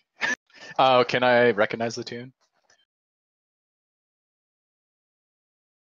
You're gonna look in, you said? Yeah, I'll look in. Okay. Here's what's gonna happen. I'm dead. No, you're not dead. You're not dead. I just need to. There it is. What you see is something you've never actually seen before in anything other than a sci-fi movie. In a laboratory setting, there is a robotic set of 4 spider-looking legs with 2 arms protruding from it. A very obese human head. Just the head, though, with an obscenely long, what can only be described as it was a double chin at one point, and now this is like a triple double, maybe even a quadruple triple double chin, wobbling around as it's moving around. Connected to the back of this thing's head is a series of black rubberized ringlets, which connect it to a horizontal tube through which you can see his what you would assume would be the person's spinal column and esophagus and brachial tubes and other such tubage connecting to a box, an aquarium-like thing in which his organs are suspended in what appears to be the same red goop that has been in other rooms. At the back end of this spider-like contraption is a box which is not translucent or transparent, so I have no idea what's in there. But this thing is moving around various tables, cataloging items and bits of this and that in various containers of red goop. Oh yes, put this on the whiteboard for the recording. That's a good idea. So, let me get this on the whiteboard. I have so many concerns. Throw up in my mouth a little bit. So what they see, or what Shota sees, everyone at home, is this sort of thing. Ow. Which does not appear to have noticed you yet. Even though you... I will slip my head back, like my face back out of the curtains and look back at everyone with like this wide-eyed, like, and mouth. Oh my fucking god. If you thought the other stuff was fucked up, you should see this guy. Mr. Bits is going to do a telepathy scan to see if he can at least do a scan of the room to see if he can at least get some peripheral information on this, whatever this is. Okay. Close your eyes. Do me a favor. Roll your smart plus your telepathy and your hero, and let's see what you can get. 12. Okay. Oh, hold on. I have to math. Ooh. Thanks to some very poor rolls on its part, you scan through the room just to sense entities, and you pick up a consciousness in the other room that, as far as you can tell, is human. Thanks to your decent roll and his very bad roll, you can tell that it is not presently aware of your guys' presence outside the door. And it is muddled in its head. Its inner monologue is basically muttering mental cataloging notes and clacking its metallic wire-like fingers across some keys, and you can tell it's talking to itself in its head, but it's nothing that makes any real sense to you, as you're not a manufacturer of genetic abominations, to put it that way. Okay, and I communicate what I was able to scan to the team, just letting them know that, there is something in there. It is at least partially human, but I'm really not able to gather any real information. Oh, at this point you haven't seen him either, or did you actually take a peek around the corner and... No. I just know that he's pseudo-human, just from, I would imagine, from the scan that I did. From what Shota said, there's something fucked up. The brain scan was human. It was... Okay. He's just using... It's like if you're... Imagine if you would... every job and hobby becomes its own lingo, its own jargon that doesn't make sense to someone who's not necessarily involved in that particular field. He's just muttering things in his mind, fragments of thoughts that aren't, they just don't piece together because, like you said, you're not a, geneticist. Can Mr. Bits use telepathy on things that aren't human? Just for a curiosity. Oh, that would be a question for Mr. Bits to ask, I would think. But as far as Marge Aaron or Mother Nature knows, you're not really sure how his telepathy works, to be honest. Yeah, I'm just thinking. I gotta deal. Oh, with it's a very valid question. the monkey situation back when I get back to the zoo. I might need some help dealing with the monkey politics. That's another mission though. But okay. Marge is always working. It's always zoo time. It's always not yeah. I'm not getting within monkey throwing poo distance. Well, I mean, you're the best guess of like the distance needed to use your abilities. All right. So, did I bring my ketamine dart gun? I don't know. Did you bring your ketamine dart gun? I think you did.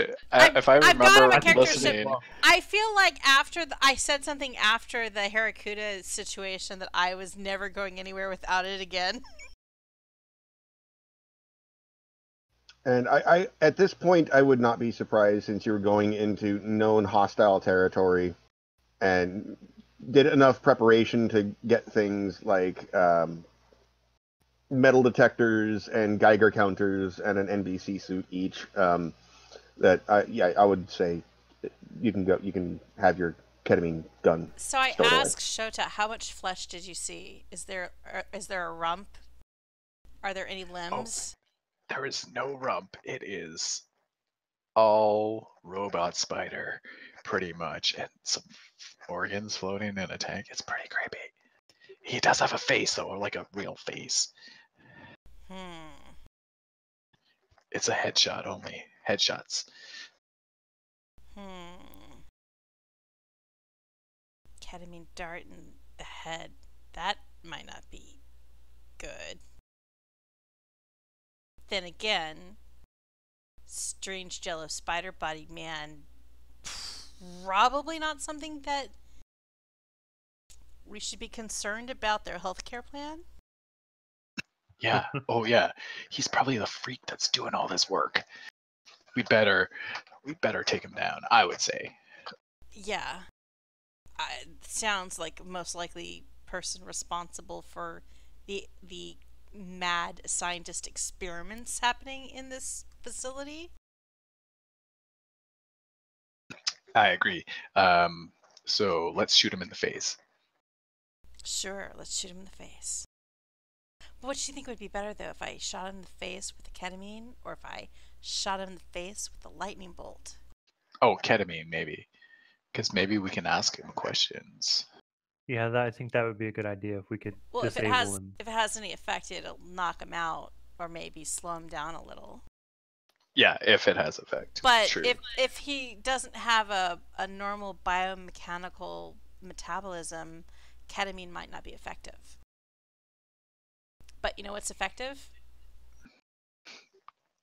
Death. Trying. Lightning. Death is effective. Yeah, lightning is usually pretty effective.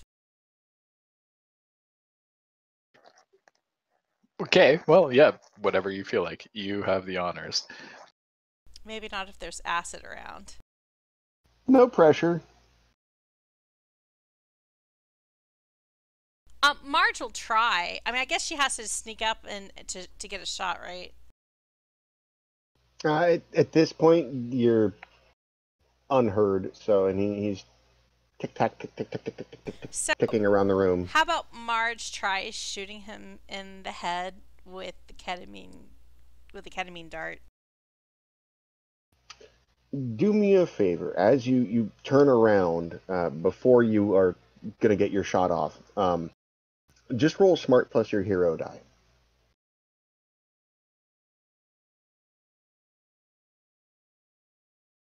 10.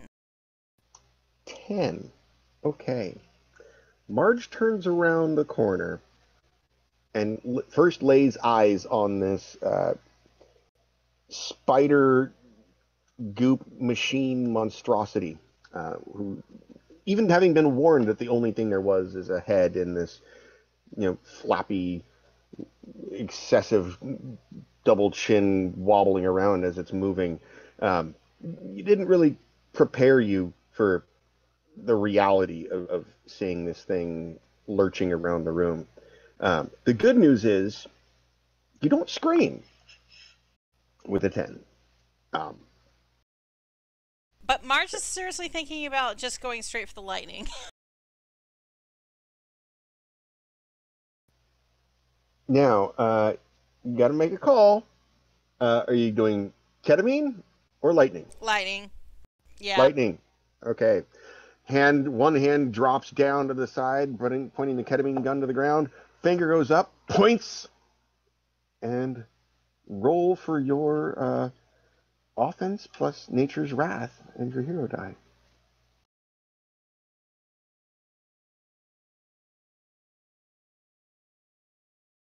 And it does not get and you've seen it enough of it now. He does not get a full defensive reaction because he's caught off guard. 16. Well, damn. And that's versus a 9, so difference of 7. Go ahead and roll damage.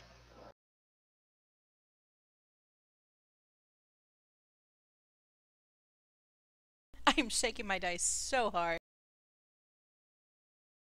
It makes them roll better. One rolled really well, one rolled really badly. 9. 9. So that's plus the 7? Plus 7. So 16. Plus 7. Okay, so 16. 16. Okay. Ouch. You drop a lightning bolt bait where you would imagine after seeing his spinal cord floating through this bluish green goop, right at the rubber widget or rubber seal connecting to its the back of its lumpy skull, and a lightning bolt strikes down. Sparks fly off. There's more sparks as it takes the impact and screeches across the metal floor with these pointed spider-like feet, stings, claws. And his head, he puts whatever's in this little jar. It looks like a organ, maybe. Kidney? It's a lump of some kind of biomatter. Could be a thymus. It doesn't match any description of. It's like the texture of a liver, but lumpy like a brain, and you're not aware of anything that matches that description in known biology. It's a briver. At least that you're aware. And he puts that on a table and looks around back at you. What? He just sets the object down nonchalantly? Should have gone with the ketamine. Me? Yeah, he ate it and calmly sets it down, blinks a couple times, looks back at you, and kind of fuck. gruffly announces. I have to get in character here.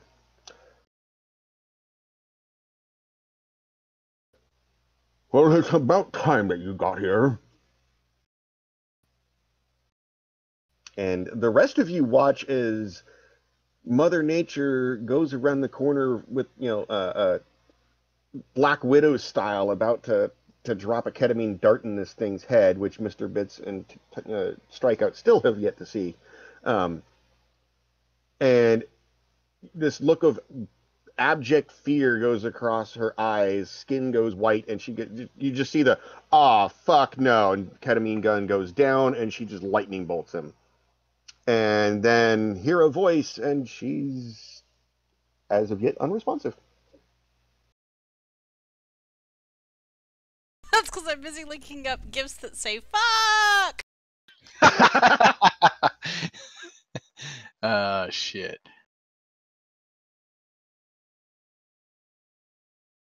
So, they're totally waiting for us. Did you kill it? Not anywhere close. It's really bad. I hope you guys have more effective powers.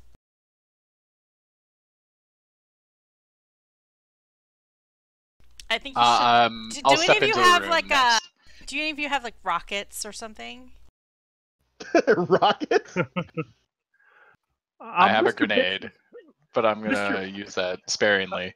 Mr. Bits is gonna step into the room and actually try to talk to him. I mean, if he's about time you got here, let's find out if he is a bad guy. I mean, we've just assumed. Okay. As Mr. Bits steps around the room, I'm going to need him to make a roll his smart plus hero die as well.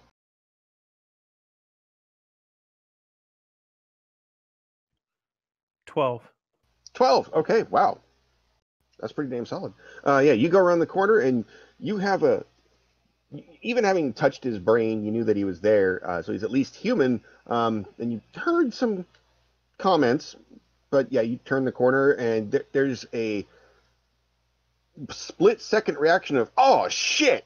But you maintain composure and lay eyes on this spider contraption. I'll enter the room too as Mr. Bits goes in. You've already seen him, so you don't have to do that. Yeah.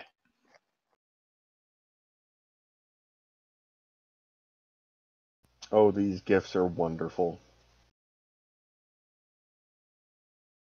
Oh, the Spider-Man. Spider one is good.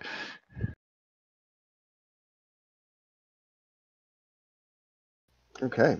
So, at this point, everyone is in the room except for Strikeout, who's the only one in the hall.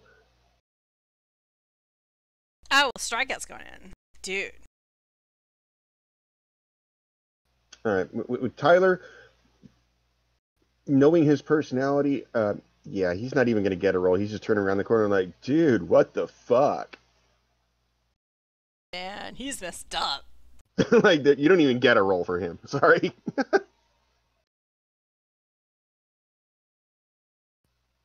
Surprisingly, that doesn't really seem to phase the entity, and as Matt Mercer would say, much. It just seems to be waiting to see what you're going to do after one of you already lightning bolted him in the head. I point at him dramatically and say, "What are you up to in this godforsaken place?" He kind of blinks a little bit, raises the little mechanical arms, which, as you notice, seem to be operating on like limbs attached to balls or ball joints, but they seem to be operating magnetically or by some other fashion, because they move in unnatural ways. Like there's no actual joint. Like, or things, kind of like there's no things articulating the joints or anything. Right. It seems to have a full range of motion around each ball joint, and unlimited. So, like the elbow, for example, is not moving in 90-degree angles. It's going around all crazy like, and the wrist can just roll around indefinitely. So he makes this strangely articulated shrugging gesture and looks at you and goes, "We're mapping the human genome. I thought that much would have been obvious by now." Well, I'm not very smart about science. Was that said in character? Yeah. Okay. He kind of just looks at you, dead inside, and just doesn't comment. Like, oh god.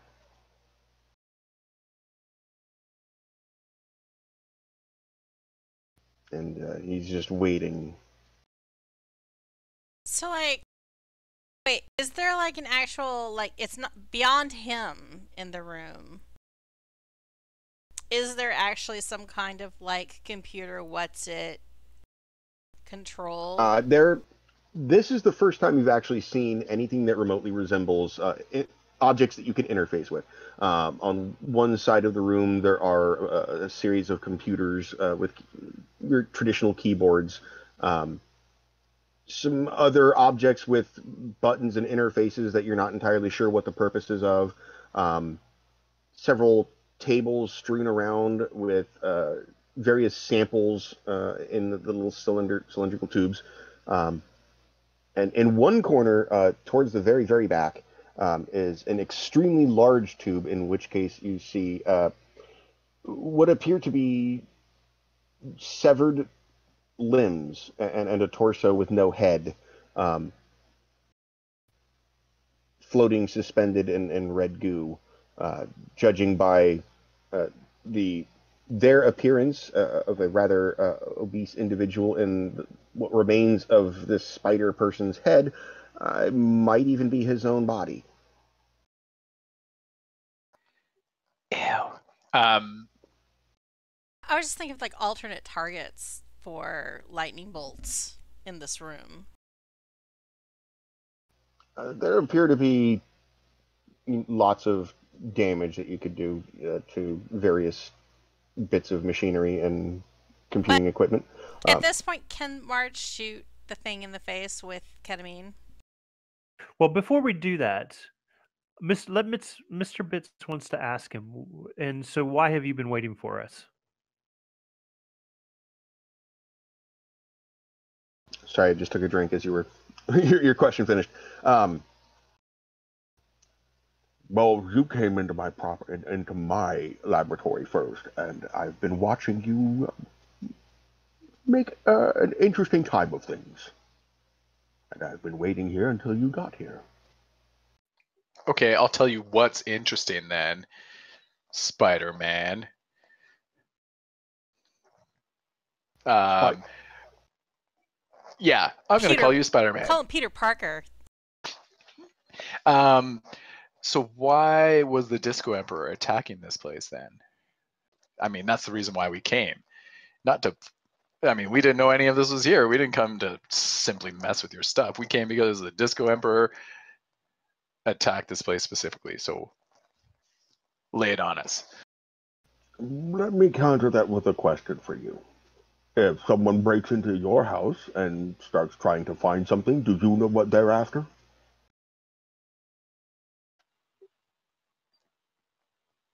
Touche. Shota's brain just popped a fuse.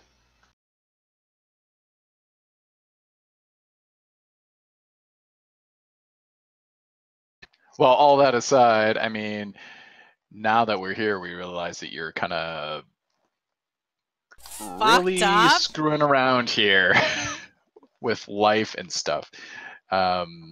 So maybe we'll have to stop you. I don't know. Unless you just want to give up. Give up my research? That is not going to be happening today. You see, I'm the only person on this facility and even the planet outside that has the closest idea of how the human genome actually works. You have all of these idiots outside who think that it's simply linear. One thing, one segment affects one other thing, and that's it. And that's where they're wrong. You see, I know this for a fact. Because that over there, and he points to the two with the various assorted body parts,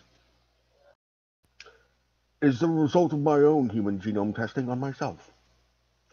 You try and do one thing, like give yourself blue eyes, and it's not that simple. If you don't counteract it somewhere else, it gives you a hypothalamus condition and peripheral neuropathy. And that's what started me down this track, and that's what I'm studying. It's an orchestra, not a single note. And we've only started scratching one octave of a reed instrument. The rest outside don't even have a clue. Why do you have the butt crack in here? Like, why do we have all this other stuff?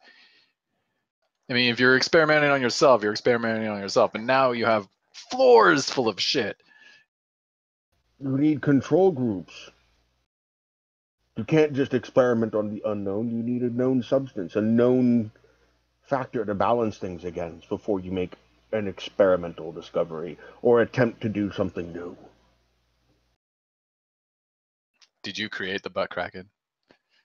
No. Although that is a very fascinating subject. I mean, it seems something like you would do, maybe. I mean, it's all slapped together with stuff.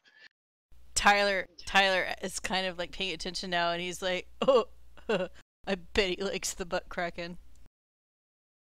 Wait, you think I made these things? You think I made these things? He's totally into the butt cracking, man. Yeah, he loves the butt cracking. Oh God, are they actually doing a Beavis and Butthead routine in the middle Yes! of the lab? Totally. It might be his own butt, like giant butt.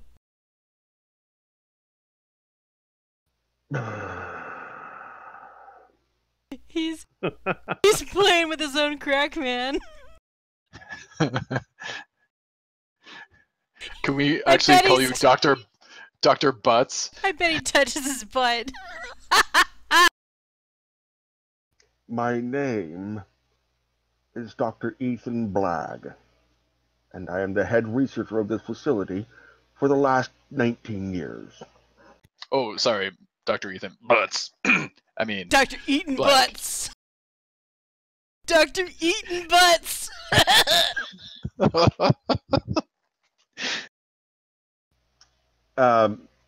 Mother Nature, go ahead and make a smart plus science roll for me. What was his actual real name? Ethan Blagg. Ethan Blagg. Yeah, not eating butts. I got so carried away. What did you want Mother Nature to do? A smart plus science? Smart in science, yes. Do I have any style points? I have one I can give you. Oh, that's right. Mr. Bits is cashing them or carrying them around like a bank. So if you need one, I can throw one your way. This isn't bad. 15. 15. Okay, that's actually quite excellent. Yes. While the two kids are doing their Beavis and Butthead routine, much to Dr. Blagg's chagrin, Mother Nature, you recall, because you were in medical and science journals for a long time ago, about 20 years or so, there was a human geneticist by the name of Dr. Ethan Blagg that was very famous for some cutting-edge breakthroughs in genome mapping, and subsequently fell from grace due to some questionable research methods. We'll put it that way. And was it unethical research on animals? No. More specimen collection and attempting suspended animation on live subjects. Like non-volunteers? Right. And also there were questionable bits about methods of recombining existing genes on a subject. And when he did, the recombinant part was with volunteers, including himself on several occasions, but the medical community and scientific community was like, yo, you did not take the necessary precautions or trials or anything, and you're just diving in playing God. And he kind of got quietly ejected from the common medical and scientific pursuit community. So Marge is already thinking this place is horrific and unethical, and now that she has heard his name and recalls what she can about his past when he actually had a career as a scientist, she feels like they have to stop him. He is the worst. You know, this is unnatural stuff with no regard for humanity or living things. He is the definition of a mad scientist, and he needs to be stopped. And she's freaking because apparently lightning bolts are not effective. And she has qualms about her vines as well getting anywhere near that DNA modification shit. Well, you do know that the lightning bolt did hit him in the back of the head. He did. But it didn't seem to faze him whatsoever. In game terms, he did suffer an injury rank, but as far as you would expect what appears to be a fragile, wobbly thing, appears to be significantly more resilient than you initially thought. Does she have any clue that she actually did damage? I mean, you saw sparks coming off of it, and you saw him, buckle down and skid a few feet and wince. So it definitely was not ignored. Oh, okay, because the way I was interpreting that whole scenario was that he was immune to lightning damage. Oh no, he ate it in the face. That's why I was like, oh fuck. Yeah, no, he ate it. All right. Well, I feel 100% better about destroying him now.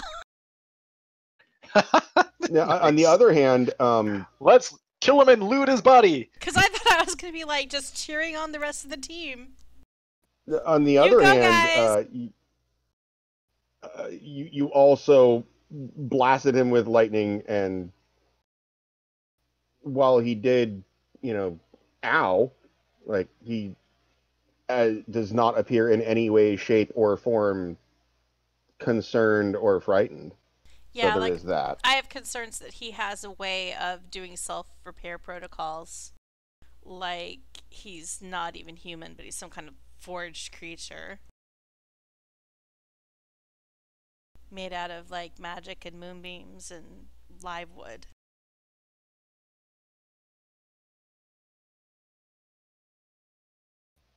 And at least a still human face. And a human face. And I'm also thinking that maybe the ketamine isn't going to work. He might have altered his metabolism in such a way that it might not be effective. So should I try to shoot him in the face? At this point, having seen him move around and getting a closer look at him, you're legitimately I have no clue. Like, I mean, I think I would have to aim directly for the brain, and what's the likelihood that he has altered his brain or not? You could stick him in the flabby wobble chin. Well, so you're not hitting him directly in the skull or brain matter. Well, I might want to hit him in the brain matter, because if it doesn't affect him there, because the ketamine is going to affect the nervous system, and either he's altered his biochemistry in that way or he hasn't. So the best bet for it to be delivered would be to just shoot him straight in the head. And if it has no effect, it has no effect. But at least we'll know. How's that for science experiments, motherfucker? Yeah. We're going to use you as a test subject. I don't say that for real, but... All right, I'm still snickering about the Dr. Butts. That's Tyler. Okay. He's just slow. He's got his eyes closed and slow shaking the head as this is going on, while this entire internal dialogue or monologue with Mother Nature has happened in a second while they're giggling about eating butts. Oh, God. He doesn't have telepathic powers, does he? Fuck! Oops. So... Is there a butthole on that torso? on the torso? No. That would be his navel, actually. Okay. Although there is, on each of the legs, you do actually see it does contain his butt cheek on each of the separate legs. So, okay, yeah. Like his spider legs? No, the ones in the tank. No, in the tank, in the picture. Can we see? Like, is Tyler's looking like? Can we tell that he has like a butthole, or like any parts that would be embarrassing? As on his in the tube? Like, no, out in front of us. Like, how does he poop? Oh, Everybody poops. Everybody does poop, and you see there is a stomach in there with what appears to be the part of the small intestine going off into the box at the back. But the box in the back is opaque, and Like, there is no. Does he literally have a poop chute? Oh my. Oh God, there they go again.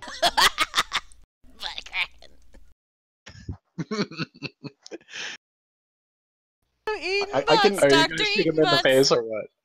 I can feel Reese over there face palming in front of his computer. I can feel it. Dr. Eating Butts. And like while they're laughing again about like, poop shoots and Dr. Eating Butts and butt crackens, Marge is gonna try to shoot him in the brain with her ketamine darts. Okay, you going for the face or the wobbly chin? Wait, does his wobbly chin look like a butt? No. No. Not that Marge would care. Why are you mentioning the wobbly chin so much? I feel no, like this I'm asking. It's an equal sized target. I'm gonna go for the brain. What I think is the brain. Oh right. God, well, this is gonna go terribly wrong. Where his brain is. Can I tell where his brain is? Is it in his chin? No, you would imagine it's behind his eyes and between his that's ears where she's gonna assume. The skull. I think she's gonna do that because she thinks that's like the biggest way to go directly to zapping him, his nervous system. Okay. But I don't know what to roll for my dart gun. Because it's not a normal thing. Ordinarily, this would be considered a light firearm, but I don't believe you have that skill. No, I don't. But you do, on the other hand, have your mundane job skill is soccer mom, not zoological things. Not veterinarian. So, okay. I mean, she has it because it's part of her job, but light firearms did not make sense. Okay. So I guess I'm just fast and offense, or wait. No, offense and it's just going to be offense and hero. Oh, balls.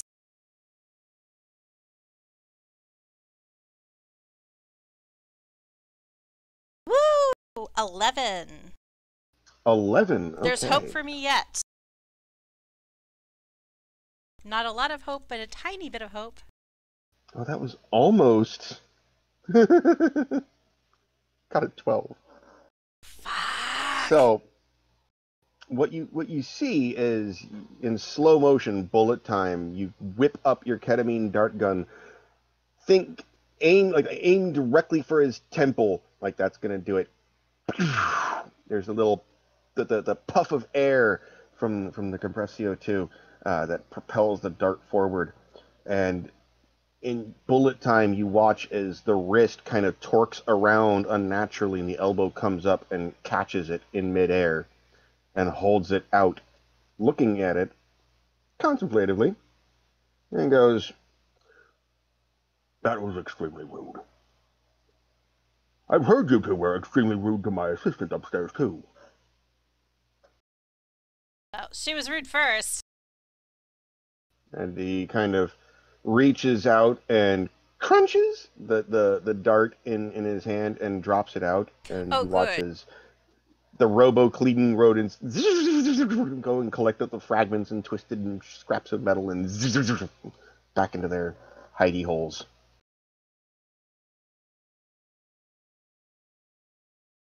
Hey guys, what are we gonna do now? What would you like to do? I know what I'd like to do. Should we just go home or? Well, just to rewind a while ago, because I think everyone was laughing about eating butts, is he did say that whenever he was accused of making the butt crack, and he said kind of mockingly, like, you think that I made these? Like, He didn't make them, was the implication. What? But that was kind of drowned out by Beavis and Butthead I thought he just meant he shoot. didn't make the butt kraken. Are you saying that he's saying that he didn't make anything that was there? Well, that was his reaction is, I didn't make the butt kraken. Wait, you think I made these? Oh. Was kind of his comment. Wait I think that kind of got, the last part kind of got drowned out. Wait a second. All right, let's step back a little bit here. Hey Bert, you should probably have a head-to-head with him. The Disco Emperor was trying to attack him.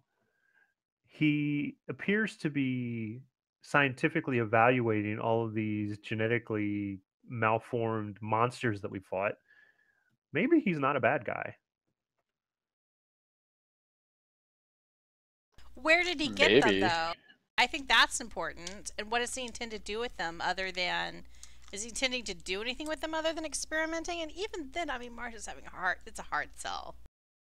Yeah, Marge is going to have a hard time accepting the concept that Ethan Blagg is a good, air quotes, guy.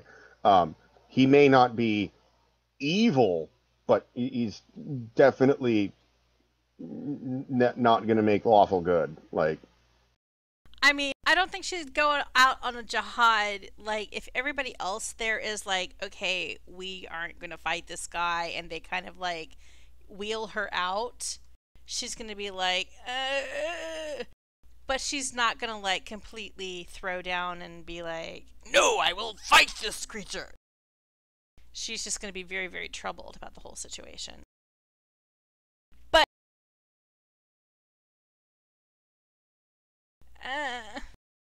and Mr. Bits, this is also about I think 24 hours or so. No, not quite 24. But it is the next day after your meeting with Evan Schuster from Smegma Bank, wherein you also were discussing things with the lesser of two evils. This kind of sits a little like maybe, just maybe, we've wandered into the area of the game where the monsters have skulls next to their name. And we're playing in a field that's way big. Like, this suddenly got a lot more complicated. Wait. Okay, let's go back to that conversation. Did he ask us to come here? Because I can't remember that. Smegma guy, the Smegma Evan guy? Schuster. Evan Schuster was the one who. No, Schuster was the one who clued you in on the fact that the attack on his bank was also partly a distraction for their attack on the nuclear particle accelerator laboratory. Which John Swanson corroborated by when you called him for advice, and he's like, I got bigger fish to fry, deal it with yourself. You're the heroes, is basically what he said. But Evan did not explicitly state that you should go here. Right. Mr. Bits is going to take another step forward and basically ask him, so what exactly is the end game here as far as your work goes? You say you're studying the human genome, but there's an awful lot of non-human species and things here as well. What exactly would the Disco Emperor want that you are working on? Are you weaponizing this in some way? Well, that's several questions. In several different directions. My end game is, you see, I need to find or map out the human genome to fix me. That's me over there in the tube. At first, I just had systemic lupus. Then, I thought I had come across something to fix it, but I wanted to do something small first. And what I was doing was I was going to give myself blue eyes. And you do notice that And now that he mentioned it, he actually does have, like, seriously crystalline, perfect blue cobalt eyes. Like, now that he pointed it out, I was like, oh shit, those are some blue-ass eyes. Wow. Blue ass. Yeah. But in the process, I gave myself a hypothalamus disorder and peripheral neuropathy, which is why my body looks like that. A big bloated mess. In order to fix it, I wanted to fix it, obviously, but I wasn't sure exactly how, because what I had touched shouldn't have done anything else until I came to the breakthrough discovery that it's not as simple as the mainstream science says, where one piece of the genome affects one thing.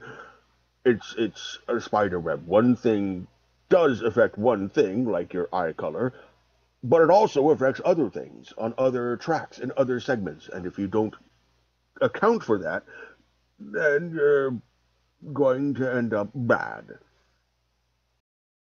But where are you getting the creatures you have in your laboratories? Those are collections. I have collectors going out picking up things that are, as you might say, unwanted people who are have no next of kin and no mean of burial. Then they're coming into my laboratory. Creatures that are deceased of natural causes, those are coming into my laboratory. Plants, okay, I go and collect plants and grow them. I don't spare a whole bunch of consideration for plants. The abominations are collected from all manner of places. Mostly, we find them through internet connections and stories, and I send my collectors out to pick them up. The butt kraken was right in our backyard. Let me tell you, that was a piece of work to get into the lab. But are you reanimating these things? One of our number was attacked by one of your creatures. Oh yes, the lobster scorpion baby. That was an unfortunate occurrence, and actually, I thank you for. Well, I shouldn't thank you for taking care of him, but it was going to be a problem eventually. The problem with that is the mammal suspension fluid didn't really take with the amount of insectile and crustacean DNA that had already been in his system, so he wasn't actually fully suspended. So he was going to probably try and stab me in the face next time I went by him myself. But you said everything was deceased when you collected it. Was it deceased? Should have been. It should have been. Okay, Marge just goes back to glowering. But as far as reanimating things, I'm no Dr. Frankenstein. Well, we're trying to, I guess, decide where on the scale between Mendel and Mengele you fall. That depends on who you ask, I would imagine. From my end of the spectrum, I've done the most work on the human genome and mapping it and recombining it than anyone else. I've got more of it mapped. At least two of you, have seen my data center. Oh, yes, no, actually, quite impressive. That is the data contained within our little tiny helixes. And we're still not done. You see, the problem with the human genome, which most scientists don't get, and the reason also why, pardon me if this is going to be a surprise to anyone, but why extraterrestrials are so fascinated with us is no other creature in the known universe has a genome that can adapt the way ours does. Not even dogs or cats or even monkeys. They don't have the same versatility that ours does. We're a fluke, a freak, a miracle, a 10 quadrillion to 1 chance that happened. But you really haven't answered the one question that's kind of the important one. What in your research would interest the Disco Emperor? I haven't answered that because I don't have one. They came in here looking for something which they didn't find, clearly, because the defenders of the city came and stopped them before they were able to get it. Whatever they were after, they brought some heavy firepower, but they didn't get to it. They didn't get through my vault door. I have no idea what they were in. Did you let us in? Of course I let you in. Why wouldn't I let you in? You're from the Defenders. Oh, okay. Well, I mean, that's a good answer, I guess. But could you venture a guess of what research that you have that would be valuable to them or that could be weaponized? Weaponized? All of it could be weaponized in the wrong hands.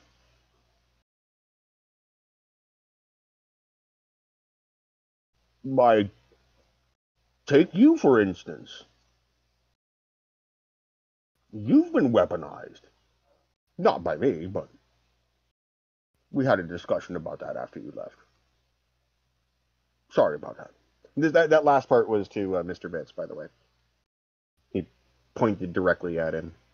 Now, what exactly happened to me? One of our colleagues from one of the lower levels decided that since you came in and you were one of the telepathic sort, he was going to explain some of the research that he was going through to see if it interested you, for example. Did not exactly take into account the fact that other species that are not his don't communicate telepathically normally and don't have quite the capacity to receive it. So your colleagues are aliens? Some of them. Yep. Point of note on that. Yeah, he said that like it was, Tuesday. Yeah. Shoda's mouth is just open. He's no longer laughing about butts. Is Tyler still laughing about butts? Tyler's wondering if they've had alien sex.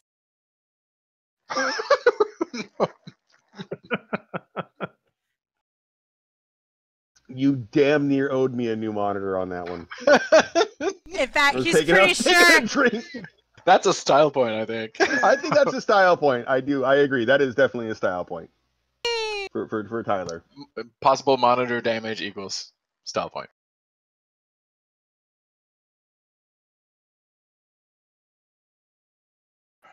That's fucking great. Right. Like, that could be what the Disco Emperor was after, you know? Do you think he wouldn't, like, want to have some alien, candy at one of his boat orgies? Oh, I mean, it could be. Or maybe he's trying to create his own army of super soldiers.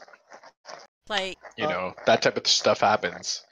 Well, also, I would like to point out, just from the GM point of order, it may have glossed over the characters' heads, but he just, Dr. Black just pointed directly at Mr. Bits and said that flat out he had been weaponized. Oh yeah, how have you been weaponized, Mr. Bits? Well, I would have just assumed that he was weaponized, as in his freak accident caused him to become a weapon. That's how I would interpret that, I guess. And you would be right. There was that whole little situation back at the Defenders HQ where he caused a bit of a ruckus, right? Oh yeah, that's also true, because Tyler and Ricky would not be aware of that yet, because you guys haven't mentioned it. So Marge is aware, like, that there might be some stuff going on that nobody understands with Mr. Bits. There is plenty of stuff going on that nobody understands. I'll just give you that a freebie as a GM. And including Mr. Bits. Is that like inclusive or exclusive of Mr. Bits? Both. Both. The explosion at the laboratories was due to I guess I'm now able to generate radioactive energy. Um, I'm finding now that it can be triggered by my emotions, but also I'm able to uh, kind of manage it on will as well, or generate it on will as well. Curious point of order, was this side conversation happening just as a regular tone of voice, or was this like a huddle to the side? I'd say huddle to the side. Okay. Whoa. This makes Marge think to ask, one of our number touched some of your suspension material in the botany section? I just hold up my hand. Which color was the goo? It was the green goo. Oh. Oh. What's going to happen to him? I'm not entirely sure. Would Is you there like to anything? find out? Is there anything we can do to stop it? I don't want to be an experiment here. Come on, I think it'll go away. Okay, guys. Well, I can guarantee Famous you last going words. away is not, at this point, not an option. But we can see what it's going to do and what it's done, what it's doing. I mean, as long as it's not invasive, of course. I mean, if you start poking me with needles and things. I might have to do Or that. probe. Would you? Well, let me put it. Another way. At this point, there are two options. Since you touched the goo, you can know what it's going to do, or not know what it's going to do. There's no stopping the genetic recomposition. It's already happening. Oh, say what? You said I'm genetically recombinating? Okay, I mean, that's different. So is it systemic at this point? Yeah. It's already Are you metastasized saying I'm gonna throughout have all of his material, all of his genetic material? some sort of rainbow shard fingers, like salad fingers or some sort? I don't know. That's why I need to take a look. I think you should have him take a look. Yeah, I think we should take a look now. I think we should. I'm not sure they have I'm the getting a little worried now. equipment to do this back at Defenders HQ. I can guarantee they do not have the genetic material research equipment that I do. The only place this research material exists is here. No one else is looking at the quantum connections between genetic segments. They're thinking, everyone else is still thinking that one gene affects one thing, and that's simply not the case. One gene affects one thing, and then countless others that recombine as you progress. Think of it as a good example. You look at a spider web, right? You pluck one thread of the spider web. It doesn't just affect that one segment. It affects the whole web. Now, if you know how those other webs are going to be affected, you can figure out what it's going to do. And that's what all of those servers upstairs are for. The billions and billions and billions of possible effects and Tyler's like, how do you pay for this place, man? I don't actually. That's the best part. I get paid to work here. By who? Aliens. The Bud Kraken? Good one, Tyler. Good one. He holds out. Strikeout. I said strikeout, not Tyler. He holds out a weirdly jointed arm to just gesture for Shota to approach one of his tables. I approach. Okay, where exactly did you touch the goo? I touch it with my pinky finger on this hand, and I just show him my hand. Okay. This might sting for a second. And he kind of like cradles your hand with one of his robotic ones, which is oddly warm and kind of creepy. Because it's supposed to... You would expect it like any medical instrument to be, you know, freezing cold, and this is oddly hand-like, even though it's metal. That's weird.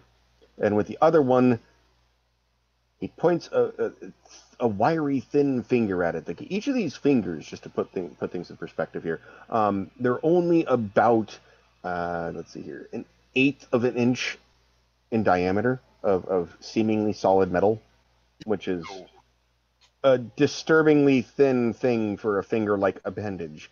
Yeah. If anyone is into metal or alt metal, several Tool music videos might come into mind.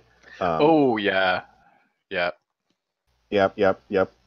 And he cradles it in one hand, and with the other leans over it, and a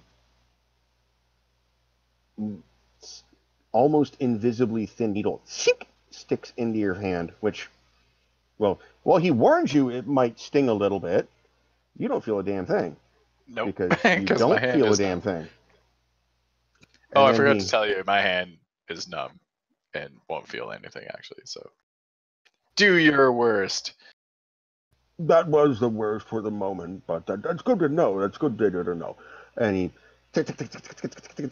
skitters across the room to a computer, puts the needle into some sort of receptacle, and then ticky-tacks away.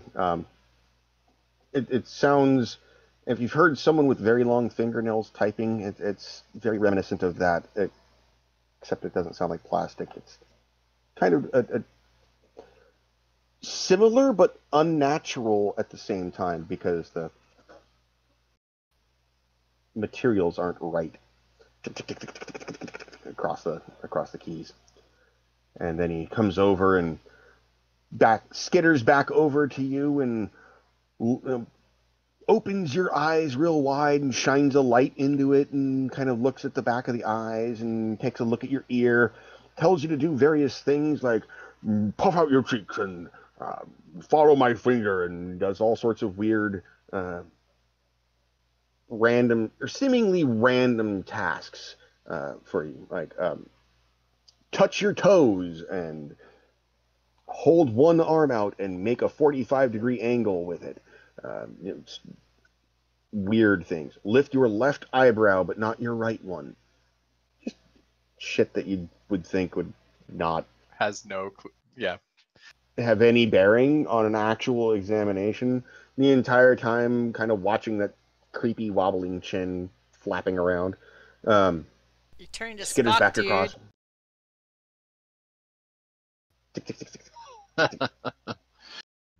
Oh my, good gif. What do we got here? Oh yeah. Lift the left eyebrow, but not the right one. There you go. GIF. Good one. And he makes one final click and crosses his thin metallic arms in a disturbing fashion because there's no joints that you would normally see. And you kind of watch the curiosity taking over most of you at this point, seeing that there's no apparent hostilities taking place. Kind of clustering around the screen as a progress bar for processing query,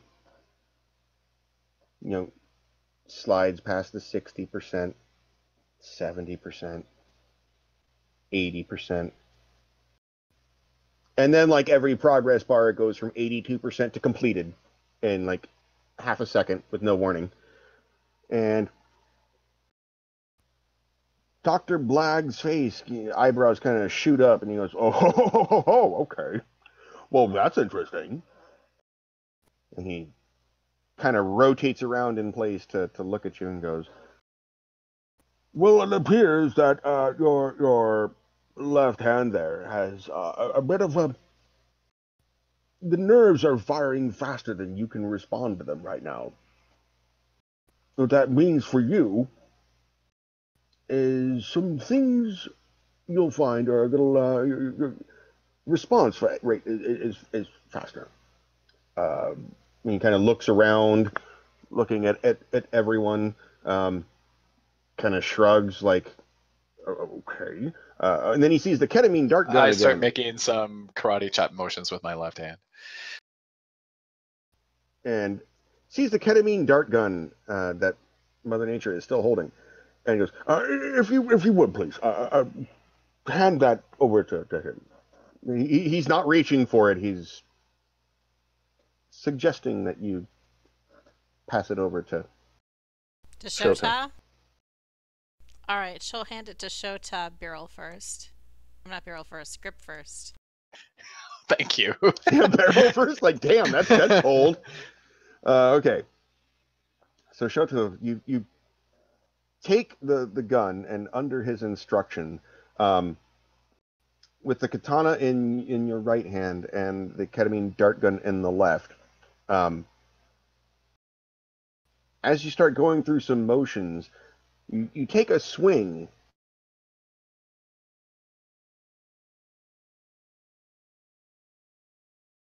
The gun is already pointed at where this fictional target you had created in your head to be. You mean Dr. Ethan Black's face? I'm just... No, well, you when you go through emotion, there's a kata, there's a fictional, like, mental image of a target. You don't just correct, yeah. Punch it like a air. You kind of envision a head and a torso, and as you bring the katana up through yaijutsu style through where the across from the torso, there's the ketamine dart gun again, like pointed straight at dead of a center of mass. Like, you didn't even have to think about it. It's just already there. You still can't feel anything from your hand, but what you have is coming to you in an IM in Discord. Sweet.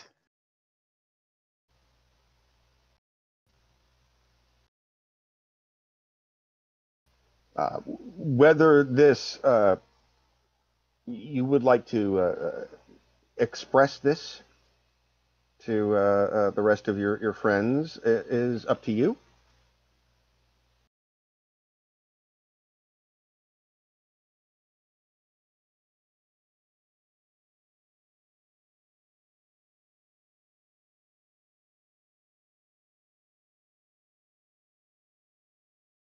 The banana gun is priceless.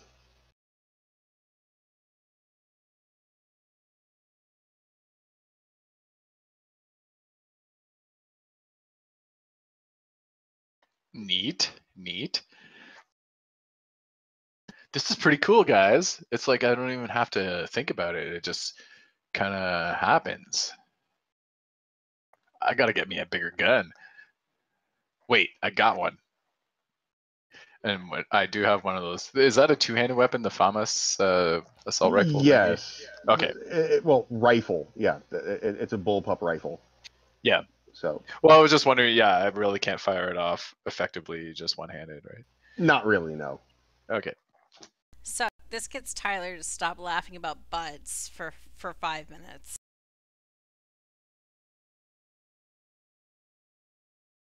Cool, man. I do a cool little flourish with the gun and hand it back to Marge. Grip first. Yeah. Okay. So you guys watch as he, with unnatural speed, bullet time, matrix level, whatever you want to call it, starts doing sword movements, and well, he's firing blanks. It's a CO2 powered weapon. It doesn't have a dart in it at the moment, but you can watch as he's doing the movements and doing slashes and poof, poof, poof, slash, poof, slash, poof, slash, poof, in extremely rapid succession into a fictional individual, but with greater speed than you would have thought possible. Marge, being pessimistic about the whole situation, is like, okay, what else is it doing to him? Oh, hold on. Did I speaking of which, oops, damn, having control was push to talk. Oh, I need to add one more thing to that. And Tyler is like looking around. Are there any like weird lights in this room? Anything that would like cause him discomfort?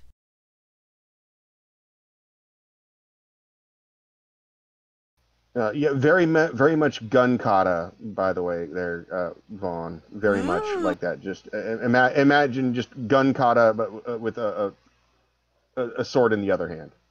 Yeah. Well, it made me think of Equilibrium, the movie. Oh my god. Yeah. Because that's where Which gun is kata's from, no, right?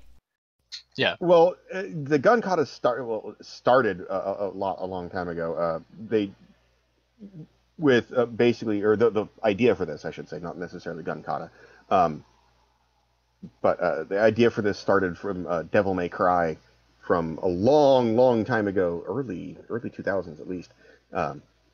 And if you watch the motions and the animations in Devil May Cry, it's I don't know if it was intentionally pulled from that, but there are many segments from Equilibrium that appear to have pulled directly from Dante with Ebony and Ivory. But quite fun. Anyway, getting on with things. So the gun kata made it sound very cool. Yeah, basically, gun in one hand, sword in the other, doing all sorts of craziness. And I forgot to. I mentioned. Okay, I made that mention to Vaughn in a message, who just got it. Oh,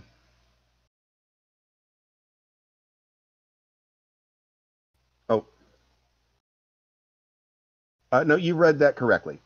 Basically, Oh, okay. It's a choice that you make, a trade-off, if you will. God dang it! Having control. I'm trying to switch channels in Discord with control clicked, and it keeps opening like join a channel. Like, no. Right. Okay, there we go. Back here. So Marge was doing something before I blurped out. No, Marge was like, what else? What else is this? You know, what's the downside to this? What else is happening to Shota? And Shota has zero thoughts of that right now. Yeah, he's totally off doing his own thing, not paying attention. Tyler is looking around finally now that this cool ability has snapped him out of talking about butts, and he's like looking around. So, are there any strange lights? Is there anything that would be causing him pain? Well, no. Strangely. And unfortunately, where we are right now, Mr. Bits will need to be logging soon, but there will be probably a few moments of dialogue left before we call it an evening. Basically, is Mother Nature addressing that concern, or she did address that concern with Dr. Blag? About what else is it doing? Yeah, what else is it doing to Shota? He goes, well, unfortunately, the numbness in the arm is probably going to be permanent. He can still use his hand, it just won't have any sort of sensation. Which hand is numb? His left one. The one he touched the goo with. Are you ambidextrous? I am ambidextrous. Not anymore. Oh no! No, he's still he's. Well, he I guess if he can do the whole funky gun thing with that hand. He just can't feel anything. He just can't cook with that hand. Yeah, he won't. Yeah, he won't be able to like poke it and feel doneness. But at this point, to be fair, Ricky, his idea of doneness is when the microwave beeps. Is this going to affect his video gaming? No. Might affect the well. I think it'd make me better. I think it'll make me better.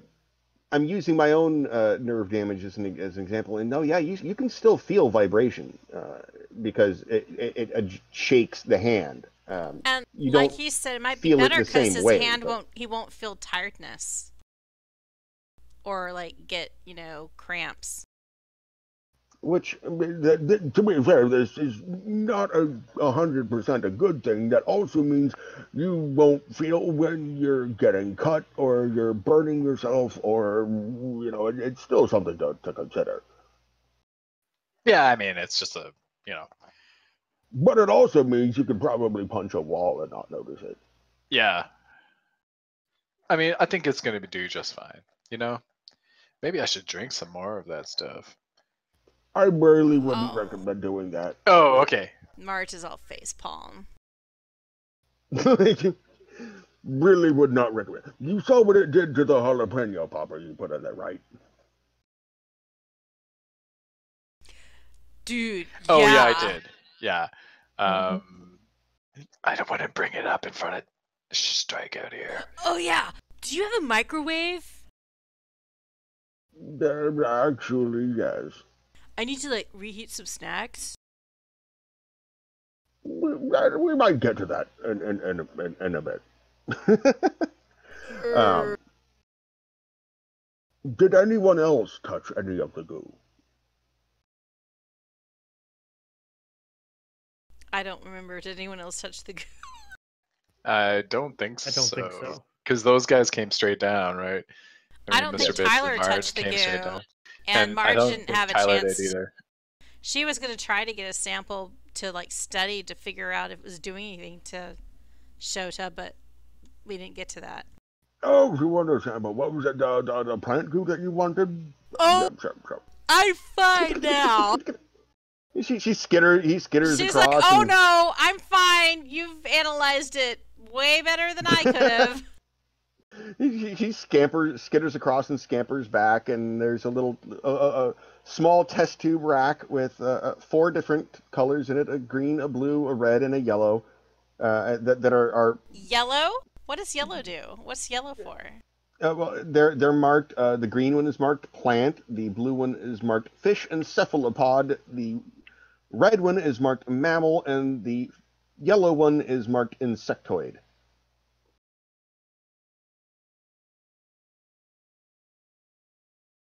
You can do whatever you like with it. If it helps you sleep better at night, there you go.